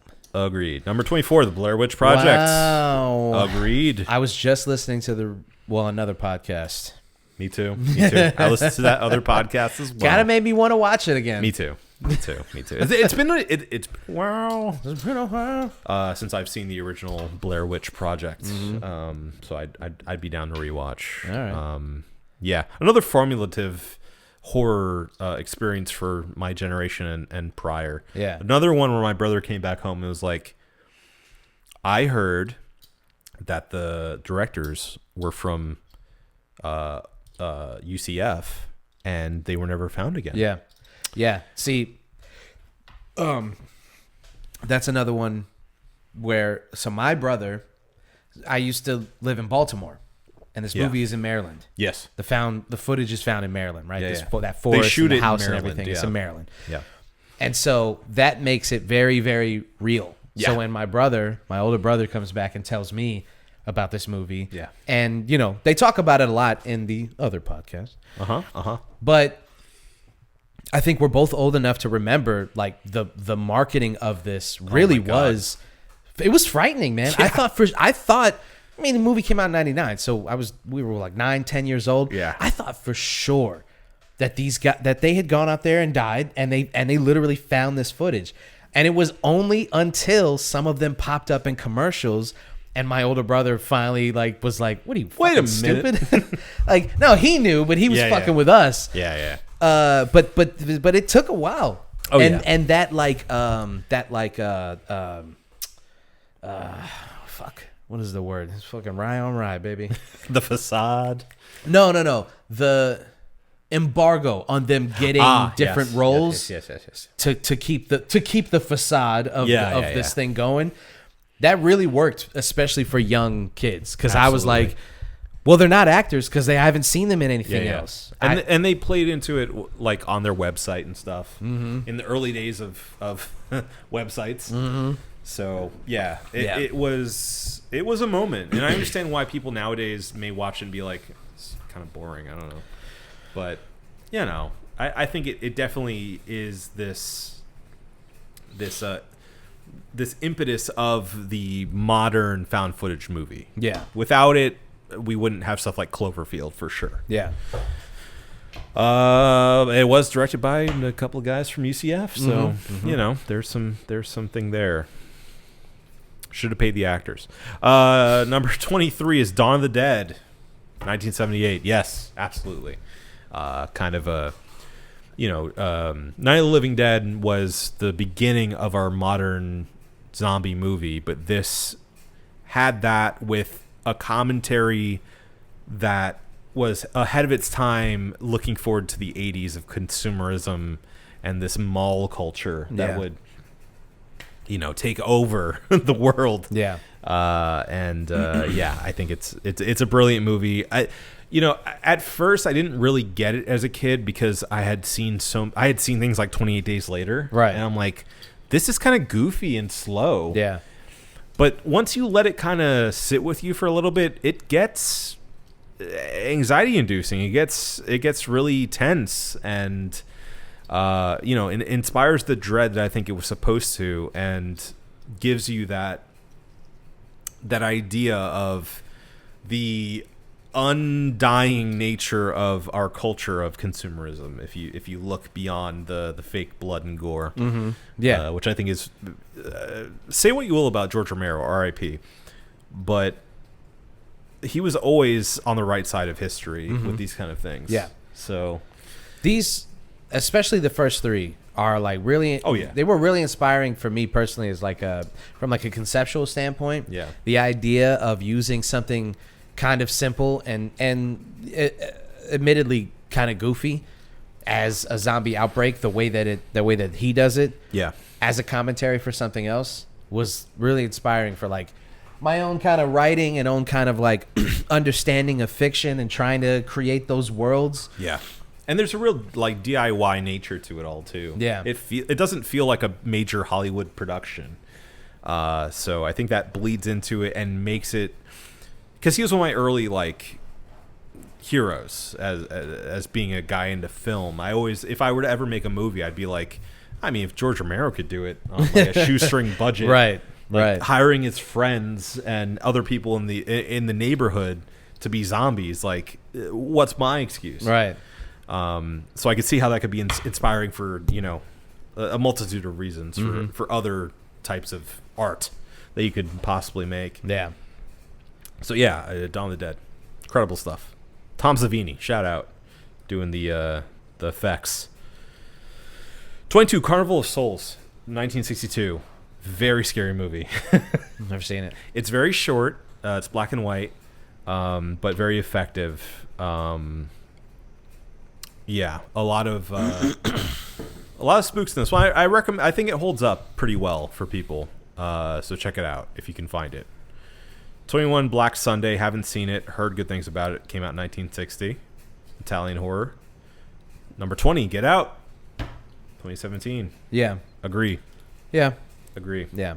Another one where it's like the recency bias, I think, is I think I'm starting to see some people turn on Jordan a little bit, just because because he's made 3 films. All 3 of them are extraordinary. Yeah. I do think that some people think that. Now, I'm just gonna say what I've seen online on like subreddits and obviously this is like fucking incel opinions. Okay. But Sure. I'm just saying that like there are like dissenting opinions, with the idea being that he's being propped up by the fact that like he is a black man shut up. making these kinds of movies. We got over that at Get Out. Like once Get Out was out, it was like, well, but there's still like I've seen dissenting opinions of like why he always gets nominated for Oscars and stuff, and it's like because he's black and is making black-centric movies. if that's your reasoning, then why not look at it as like there's been this vacuum without black creators being on this higher echelon Hollywood level. People don't look at things like that. They're just like, I don't understand why it's got to be a black thing. And it's like, well, you don't understand anything, really. That's why you don't understand this.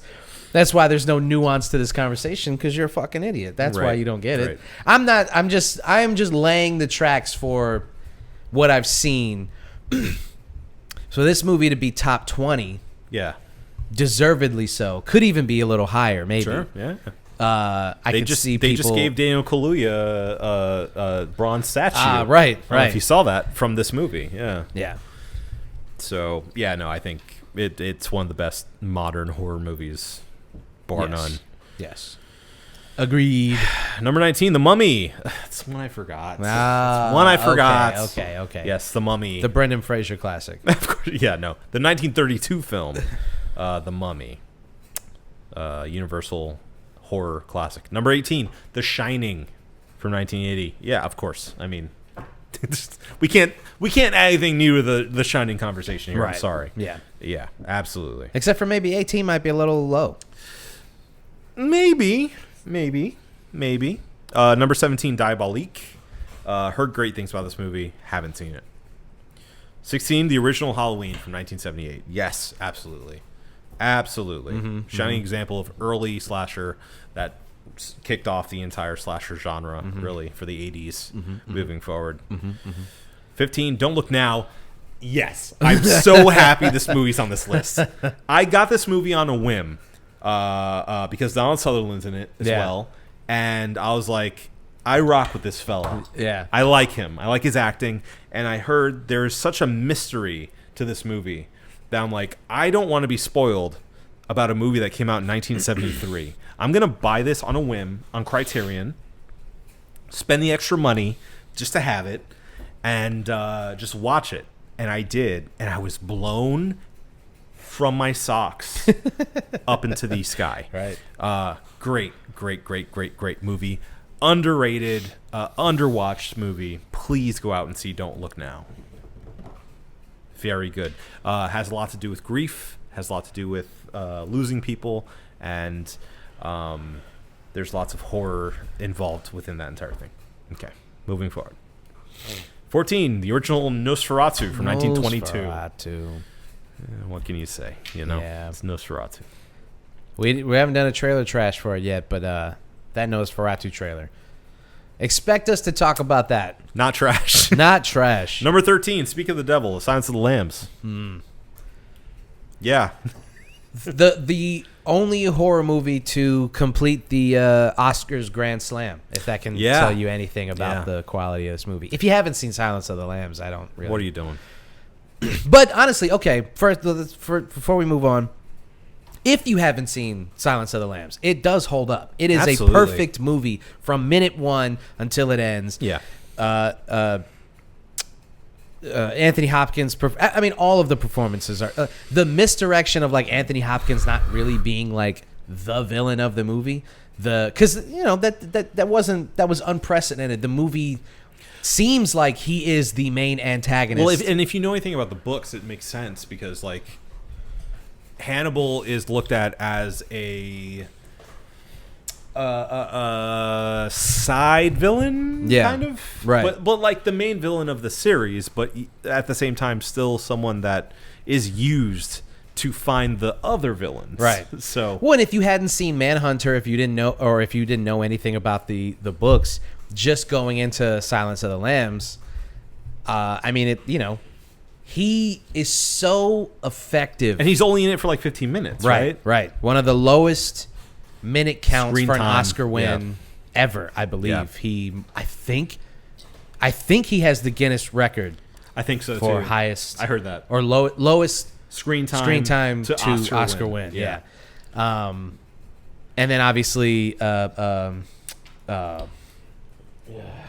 name?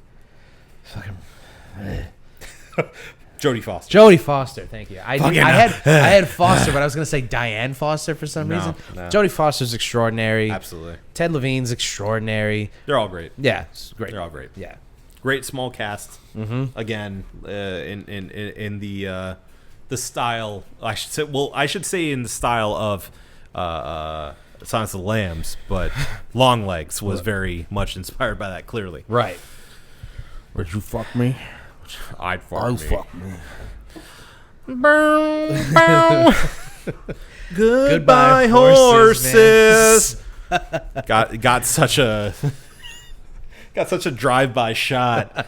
Seriously. Oh no, you can't Sorry to that song. hear that song without thinking of that man. Yeah.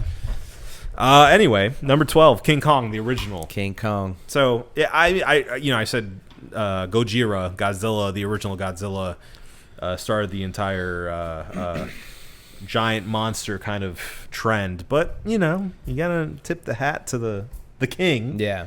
King Kong, 1933. We kind of inspired it all.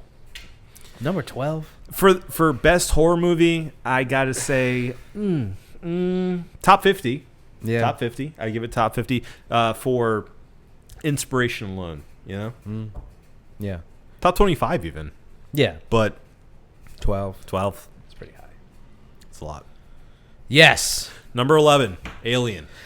I was so like I told you off mic. I saw the top 10. Okay. And then we're going through this list and I kept thinking like where's Alien? Alien? Yeah. So I'm like at this point I was like it has to be I swear to God, dude, in my mind I was like number 11 has to be Alien. Your veins are starting to pop in your. I was like if head. they don't put it on the list. Yeah. Yeah, okay. I think okay, I think it okay. should be top 10 personally. Yeah, same. Okay. Yeah, I mean, we've talked enough about Alien. Mm-hmm. Number 10, Carrie. Yeah, another I think classic. you could switch Carrie and Alien, and I would be more okay with this top 10. I'd agree with that. Carrie is a classic film, but I do think that it should be swapped with Alien based alone on the conceit of Alien and it being such a long-running franchise, it inspiring so many worse movies after it. Yeah. In the 70s and 80s of these neo creature features with aliens and stuff and space and all that stuff. Anyway. I think a movie like Carrie gets props for what it is, but for what it also is metaphorically. Sure. Yeah. And I think that there's another question about like it's a De Palma film, so there's some craft behind it. Right. There's the genius behind the lens. So I'm thinking like how highly should you rate a horror movie that is using its conceit as a metaphor for something else and how effectively they do it. Like I will say Carrie, the stuff that they're trying, Stephen King's trying to communicate and De Palma does visually works a little bit better than Alien in terms of the story underneath the story. I will say it took me a little longer to understand Aliens, like what Ridley Scott was trying What's to he getting say. at? Yeah. And Carrie's a little bit visually easier to understand, Sure. and narrative wise a little easier to understand. And I mean, do think that like there's more effective storytelling. Yeah. But how highly do you rate the metaphor beneath the movie itself? Because I'd say that Alien's a better movie than Carrie. It is. It definitely is, in my opinion. I think Carrie's very much surface level and Like, it's very clear what they're getting at, and it's kind of hard. It's another one that's like I haven't gone back to since I first saw it because it's a hard watch. Like, a lot of it's her just getting abused, and it sucks. Mm-hmm. And of course, there's the end where there's vengeance, but at the same time, it's like you gotta feel like Carrie doesn't really want to have to do this stuff, and she snap. It's like that's part of it too. It's essentially like, and I hate to get into this, but like it's like a school shooter situation, and it's like this kid gets bullied so much and is abused at home, and doesn't have a place of warmth and love, and so she snaps and becomes this heartless, murderous killer of that goes after her abusers, and it's like it's very dark. Yeah. And yes, it deserves to be on this list, absolutely. But I do think that we should swap between Alien, because I think Aliens Alien has I think a richer ground to soil, to till, I should say, soil to till. There's more to get out of it. We have stuff about capitalism. We have stuff about corporations. We have stuff about the human need to explore, and there's a lot more going on. That's before you even get to the sexual violence. Of course. So Carrie's a bit more one note and singly driven, which can be a pro or con. Yeah. But deserves to be here. That's all I'm going to say. Number 9, Salo. So a lot of people, I know all about this movie, and I haven't seen it, and I will not see it because I know about it. A lot of people are saying this isn't really a horror movie. I disagree based on what I know about it. It's essentially torture porn for the entire run time. Yeah. Came out in 1975, though, so it's like a predecessor to what we know as torture porn. Well, this is one of those movies that, like, I saw a lot of people either didn't know what it was or did know what it was, and they were like, top 10 of all time? Yeah. I didn't see a lot of people defending this movie's spot on this list. Yeah. I agree. I mean, it's another one of those, like, kind of pretentious, film guy kind of movies. Yeah.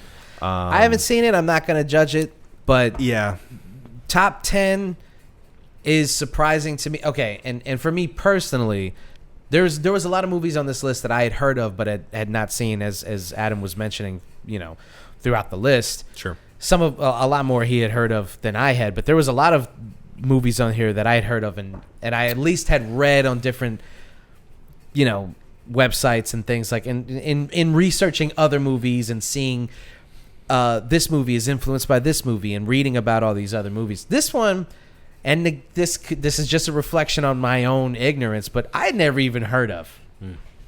So for it to be top 10, for me personally, is very surprising, because it's like, damn, okay, sure, wow, that's my fault. But at the same time, it's like, okay, fine, okay, yeah. Well, can't judge it. I'll just say the rest of this list is not the same.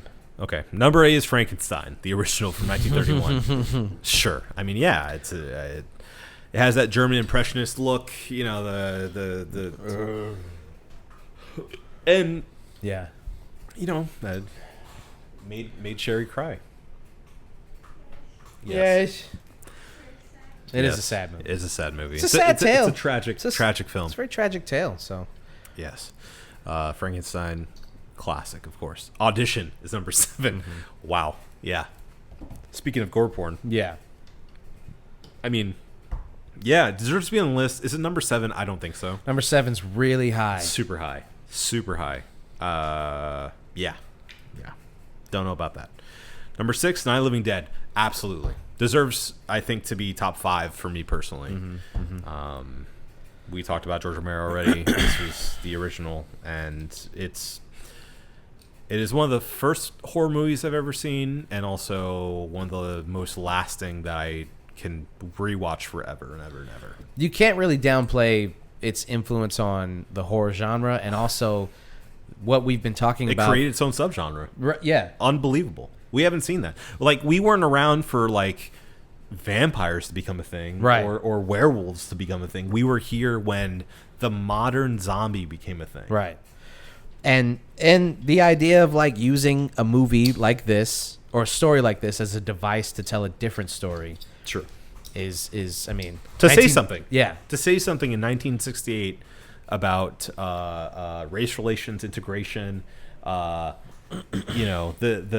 Police violence. police violence in the South, especially, and bigotry, yeah.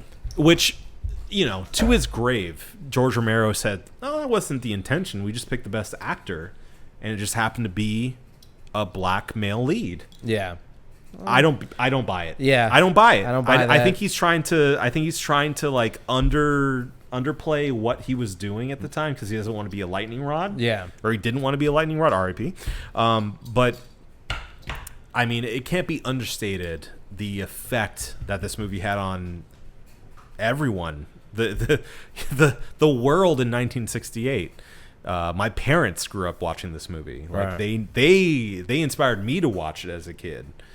And yeah, I mean, it's one of those that's like ingrained in the negative film of my life. Like it's just there. It's in the background. It's always been there, always will be, and I love it. I love it. I think it holds up perfectly. Number 5, Rosemary's Baby. Yeah, I mean, that's just one of them what ones. what can you say? It's one of them ones. What can you say? Fantastic. Mm-hmm. Other than Polanski. Mm-hmm. Number 4, Jaws. Another what what are you what gonna could you say? possibly say? Yeah. I mean, we talked about this recently. yes. This is how good and how much it holds up. Yeah. How great it is. How effective the storytelling. Just And- everything about it. It's just And it created the modern summer blockbuster. yeah.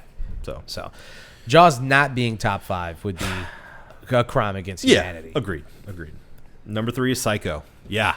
Now, some people had a problem with this, and we were talking about this earlier, and I was like, how Right. can Psycho be not at the top of this list? Third best horror movie, but best movie of all time.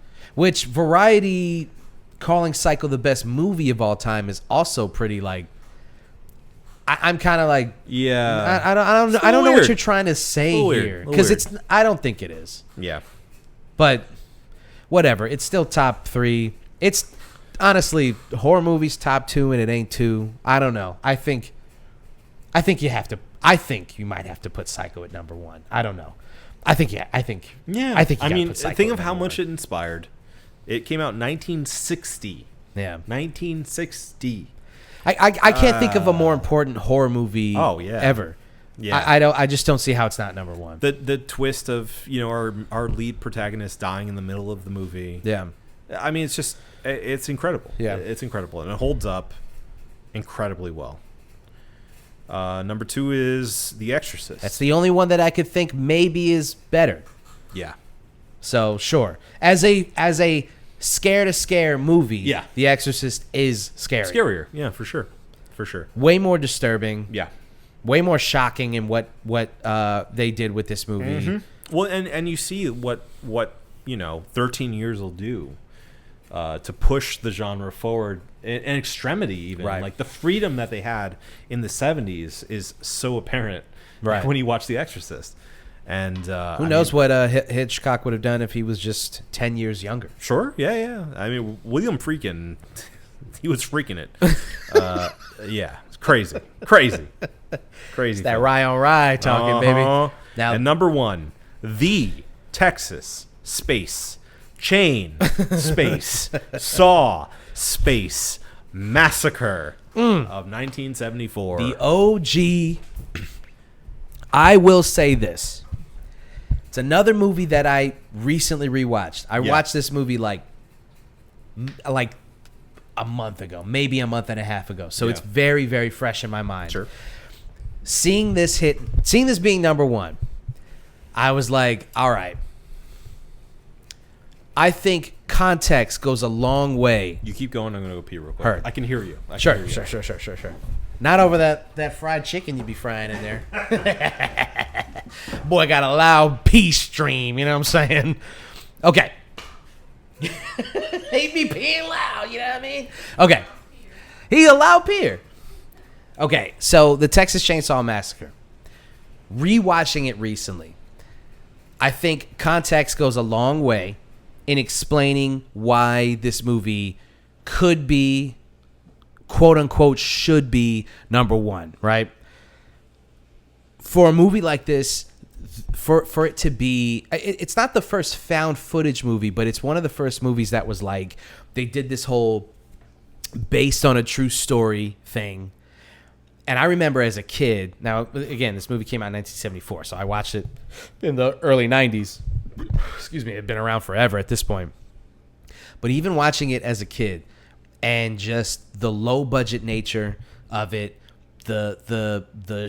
like just the way that it's shot, you don't even understand what you're watching, because you're not, as a kid, you're watching this movie, you're not a film nerd yet. You just like movies. You don't understand the techniques that are being used to effectively and visually tell this story. Like there's that famous shot of the girl she's walking towards the house. The cameraman is under her.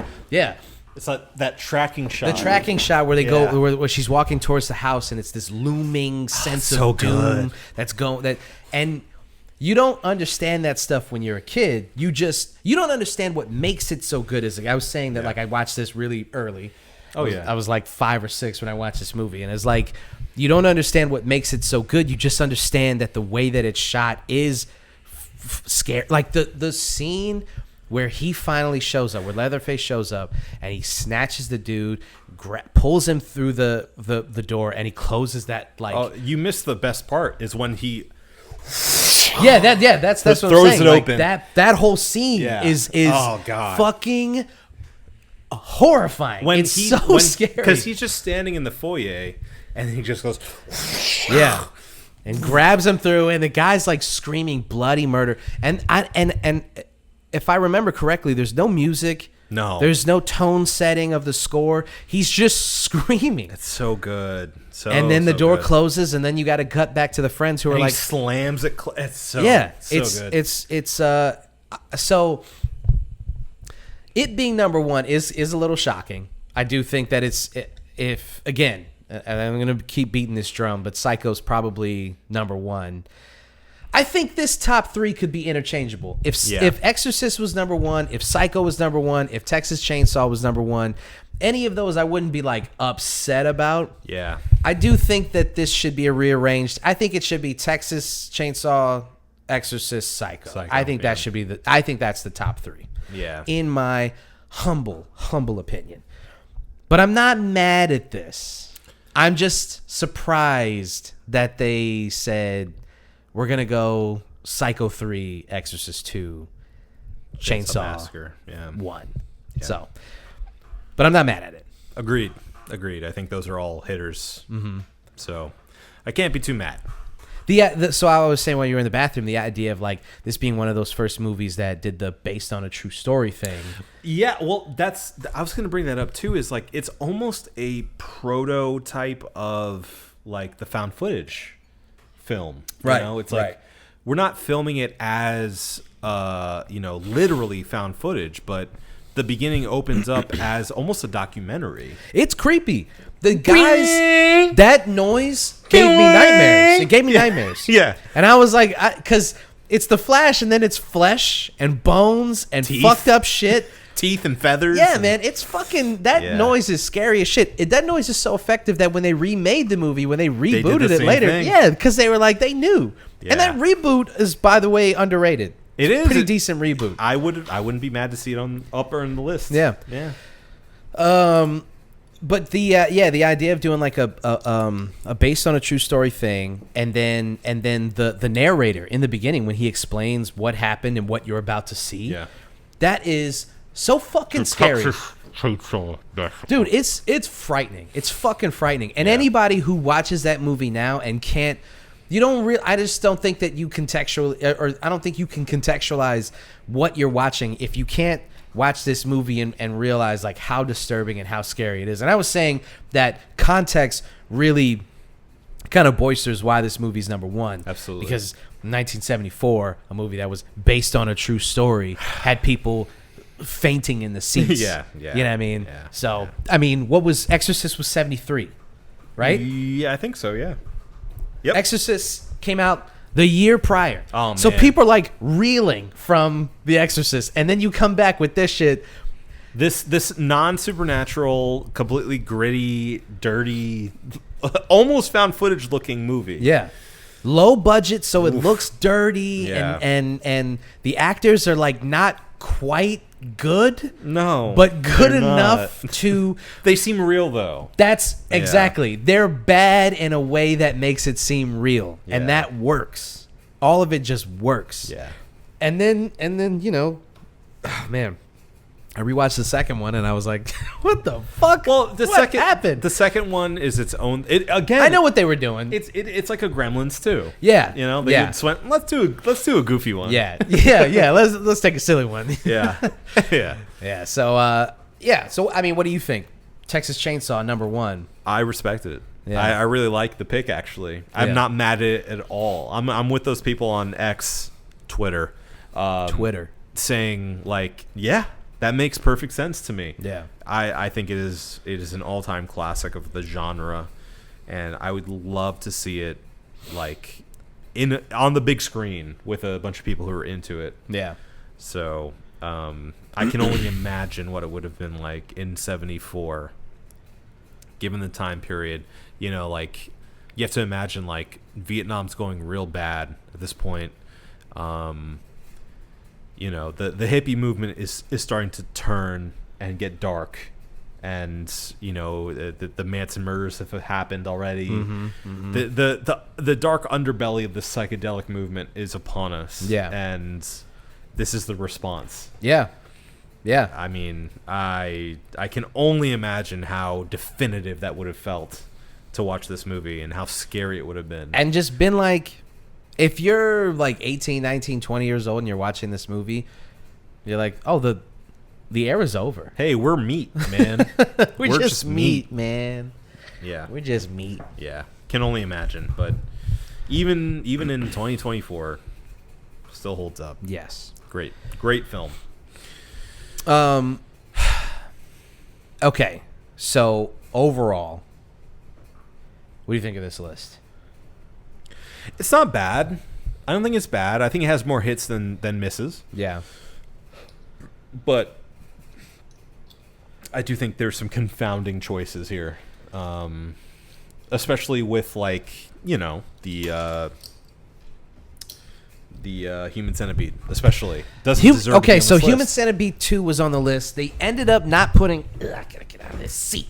They ended up not putting Hostel 1 or Centipede 1 on this list. Right, they put So, Hostel 2. Variety instead of- thought that Hostel 2 Was better than and Hostel 1. Centipede 2 were better than They are the top 100 horror movies of all time. Look, I get why they would put Centipede 2 above 1 because of its meta nature. That makes more sense. I get that. But I don't get Hostel 2 over Hostel 1. Because Hostel 1, like, in my opinion, inarguably, is better than Hostel 2. I agree wholeheartedly. Okay, thank you. Highlights. I think it's just silly to even consider Hostel 2 better than Hostel 1. What kind of revisionist history is this? Hostel, it makes no sense. Hostel 2 is More of the same, but with women. it is lesser in almost every way. Except for maybe the women who star in the movie. They're like good actresses. Of But course, other than that, of course. it is lesser in almost every single way. I think it's more effective as a bunch of bros going out to Eastern Europe trying to get some poontang. Right. And getting accidentally murdered. Right. I think that's a more intriguing story. Right. I don't know. Yeah. Maybe I'm biased, but I just think that's a more interesting, realistic story. I mean, you know, like obviously there's these, you know, urban legends of women going backpacking across Europe and getting horrific things happening to them. Yeah, I'm sure. I But- mean, it happens to everybody. I'm sure, both in all genres. I'm sure, or genders. You know, the genre of human. The genres of humans, yes. I'm sure it happens, but yeah, I think, you know, the dudes kind of getting their not really comeuppance. It's not like they deserve to die, but like Kind of. just the way that it's done. for yourself. The idea of like these dudes going out there and they're just We're like just out here to have a good time. right. Well, how quickly they get taken advantage of because of how much they just want some pussy. This is like the Girls Gone Wild era, right? Yeah. You know, like these guys. Oh yeah, you know, we're just trying to have a good time. We're trying to, just some hot, European chick Yeah. who's like, dude, she wants all of us to come back to the fucking. She's gonna fucking suck Right, over. right. You know what I'm saying? It's a perfect conceit for a horror movie. Right. And then when they get their shit fucked up, it's like, damn, man, maybe okay. you should have just like gone to the fucking pastry shop, Yeah. drank your coffee, and shut the fuck Right, up. Maybe you should right. have just took your pictures of the Eiffel Tower Yes. and kept it moving. Yeah. So And I want to say they went there because they were cheap. right. The tickets were cheaper. There's a war going on somewhere else, but Yeah. the tickets there were cheap, and just shows you You get know, what you pay personal for. responsibility. You get what you pay for. Okay, so there's a couple of weird ones on here. Yeah. There's a lot of movies from like the 50s, 60s, some silent 30s and era. 40s. Yeah. Are there any omissions that you can think of off the top of your head? That's hard. Because I have two. Okay, you start. I'll think while you speak. Okay. I do like the inclusion of Hereditary. Yes. I think that Midsommar deserves to be on the list. Agreed. I agree. I think they just felt weird about having two Ari Aster movies. Yeah, I get that. I get that. yeah. And I understand, like, seeing the rest of this list, why Hereditary would make the list over Midsommar. Yeah. But I think if I had to pick one, it would be Hereditary. Yeah, for sure. So if that was the criteria, like we can't have more than one from, but that's not the criteria because they had more than one Polanski. There was no criteria. Yeah, so Criterium. I think you could have included Midsommar even at 100, even in the top like 90 percentile. Yeah. I think it should have. I think it deserves to be on the list. Agreed. I think the inclusion of Ringu makes sense. I am partial to the American remake. Yeah, The Ring. I think The Ring. The Ring is a better movie. I think. Yes, that's what I. Yeah, I think that The Ring, especially when I saw it formatively, might be the scariest movie I have personally have ever seen. Yeah. Yeah. From the jump scares, the disturbing nature of the movie, and The again, I mean, visuals. the visuals alone. I even went so far as to watch. I had the special features DVD, and it has the actual The not Ring the not the VHS. videotape, but it has like Yeah, the footage what from the the yeah. VHS, yeah. And you watch that, just that by itself. It felt It's- haunting. Yeah, To watch that. I think I kind of watched it the first time like this. Yeah, dude. And I've been meaning to rewatch it for years because I really want to like feel something again. So you can't. Yeah. You can't. You No. can't go back to that well and feel no, it. you never will. just can't- Oh, you go can't. back to that well. Fun. Ooh, maybe you can. So I think that I think if they're upset that The Ring is a remake of Ringu, I just think I just think it's a film bro-y pretentious thing to be like, well, we can't put it on the list because the superior movie is the Japanese or it's Japanese, right? It's Or- Japanese, yeah. To be like, oh, it's the Japanese movie is superior. Yeah, it is scarier, but I don't agree. I think the original. No, I think the remake is scarier than Ringu. I didn't like Ringu. Ringu to me feels like a good first draft. It's a little more melodramatic. Yeah. And the remake is a little bit more grounded, and I think because they knew they were, it just looks better. it's better, too, yeah, though. because they were making it for American audiences, and because they had a higher budget, bigger budget, yeah, and they have It's a better Hollywood movie, stars, yeah. Or not better stars, but like more well-known stars. Having Naomi Watts in the movie, I think, it just, like I said, I think for me personally, might be the scariest movie I've ever seen in my entire life. Yeah. So Yeah. I'm disappointed to not see that one on the list. That makes sense. I think though, I'm sure that there's more omissions I can think of, but those are the first two that like came to me naturally once we got to the end of this. I can't really think of anything off the top of my head. I did, as we were going through, I should have written them down. As we were going through, I was like, it's weird they don't have this one instead. What I'm going to do is I'm going to put this in my back pocket. Okay.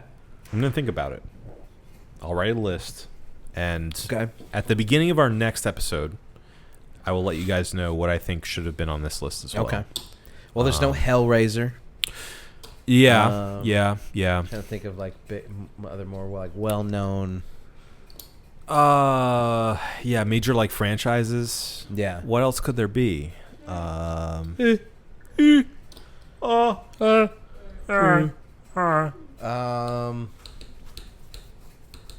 There's no I Know What You Did Last Summer. Yeah. I mean, you know, and that's a major omission. Jennifer Love Hewitt putting on the performance. Genevieve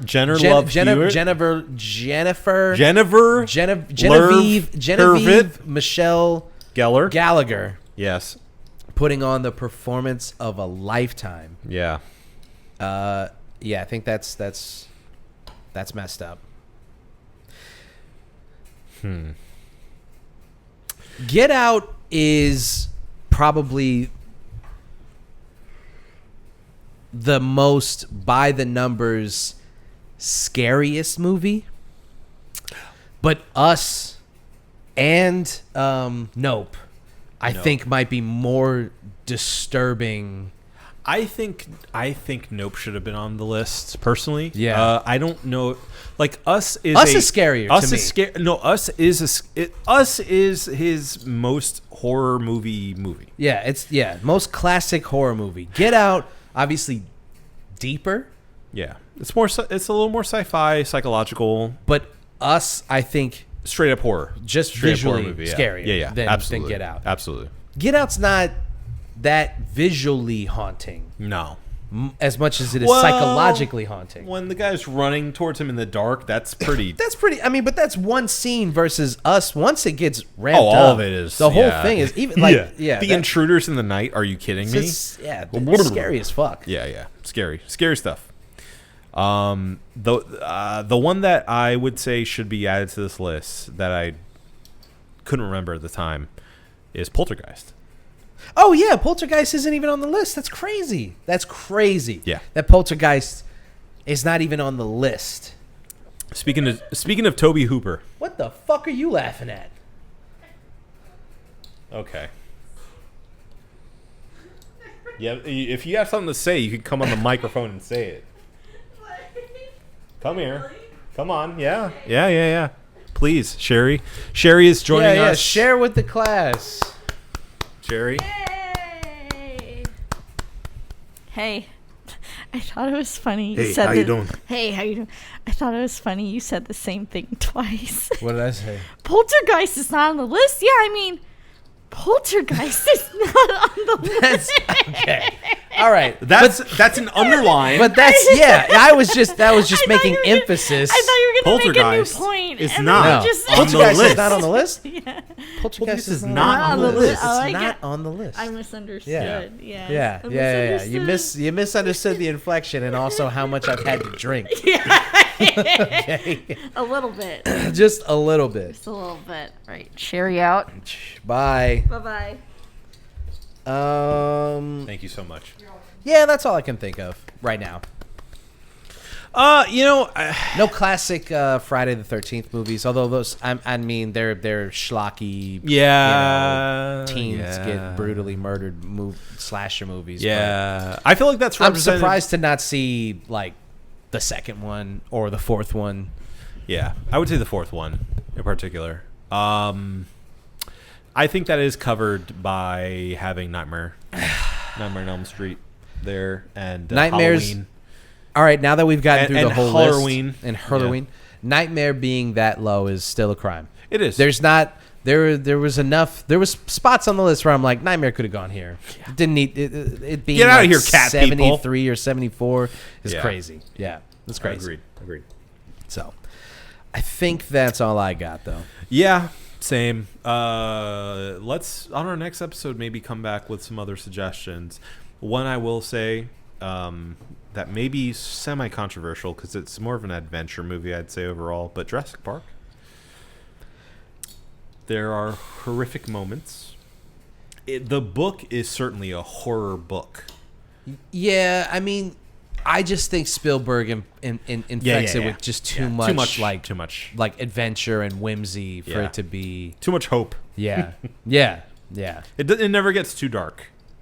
Yeah, I mean, it could straight up. There are moments in the movie that are straight up horrific. I don't know if you've ever read the book. I did read the book, yeah. Yeah, but it is very graphic. Yeah. and Someone, very dark. when I used to work at Captel, someone brought in all of his books. Michael Crichton. Yeah.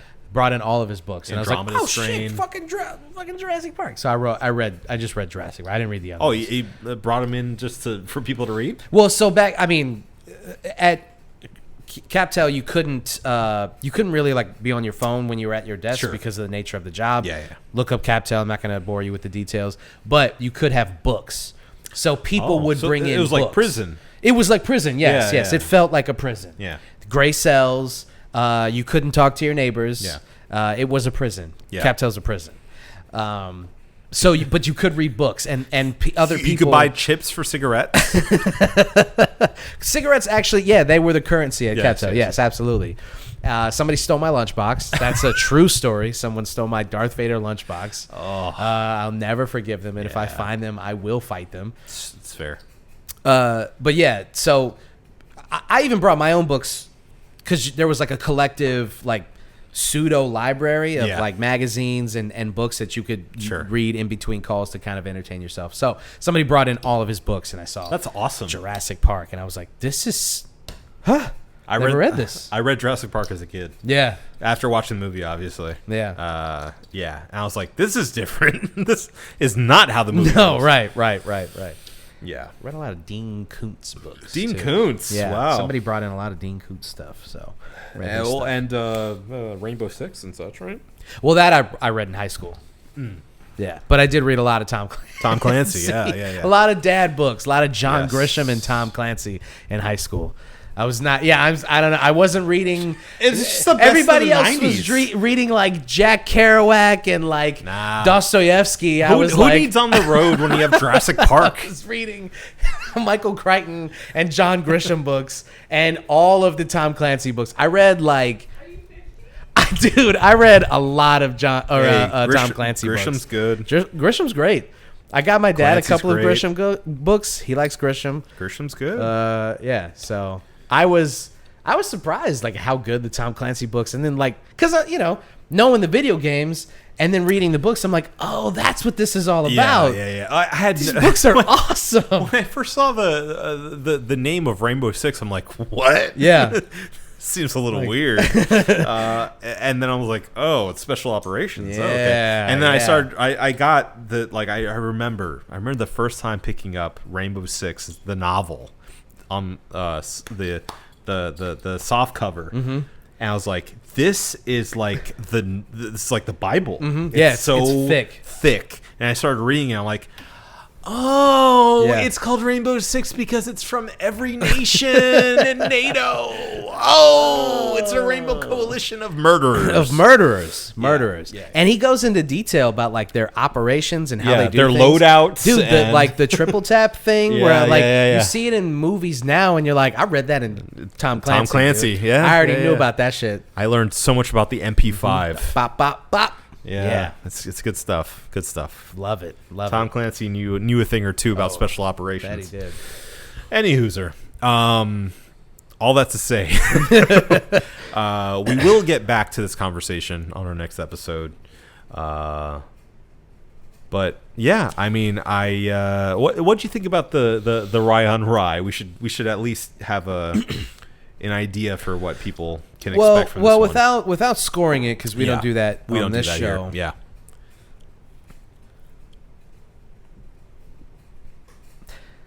My thing with beers like this is no disrespect to Boulevard because I think this is a really well made beer. Yeah. But why wouldn't I just drink whiskey? You know what I mean?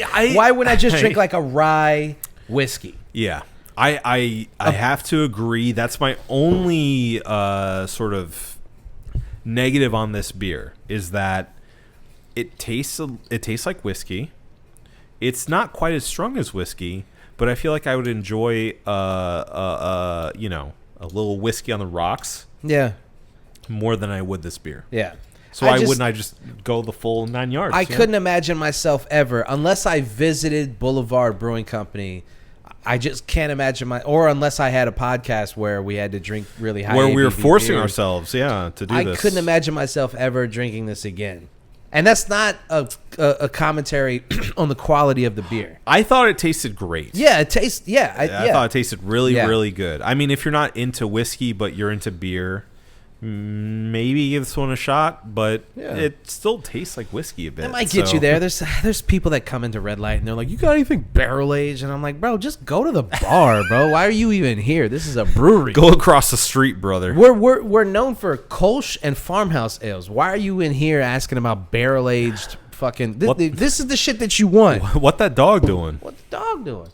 So yeah, I think it's good, but I don't. Agreed. I think it's good too. Drink it Yeah, I again. think it's worth a try if you're into like rye and whiskeys, and Yeah. you just want to try something that's a bit stronger.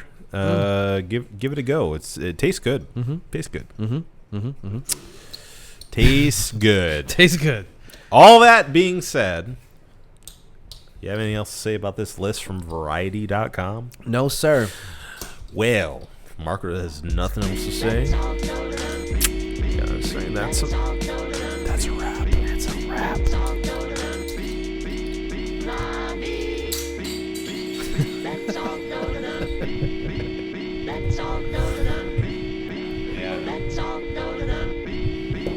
I regretted it as soon as I did. Ourselves a treat.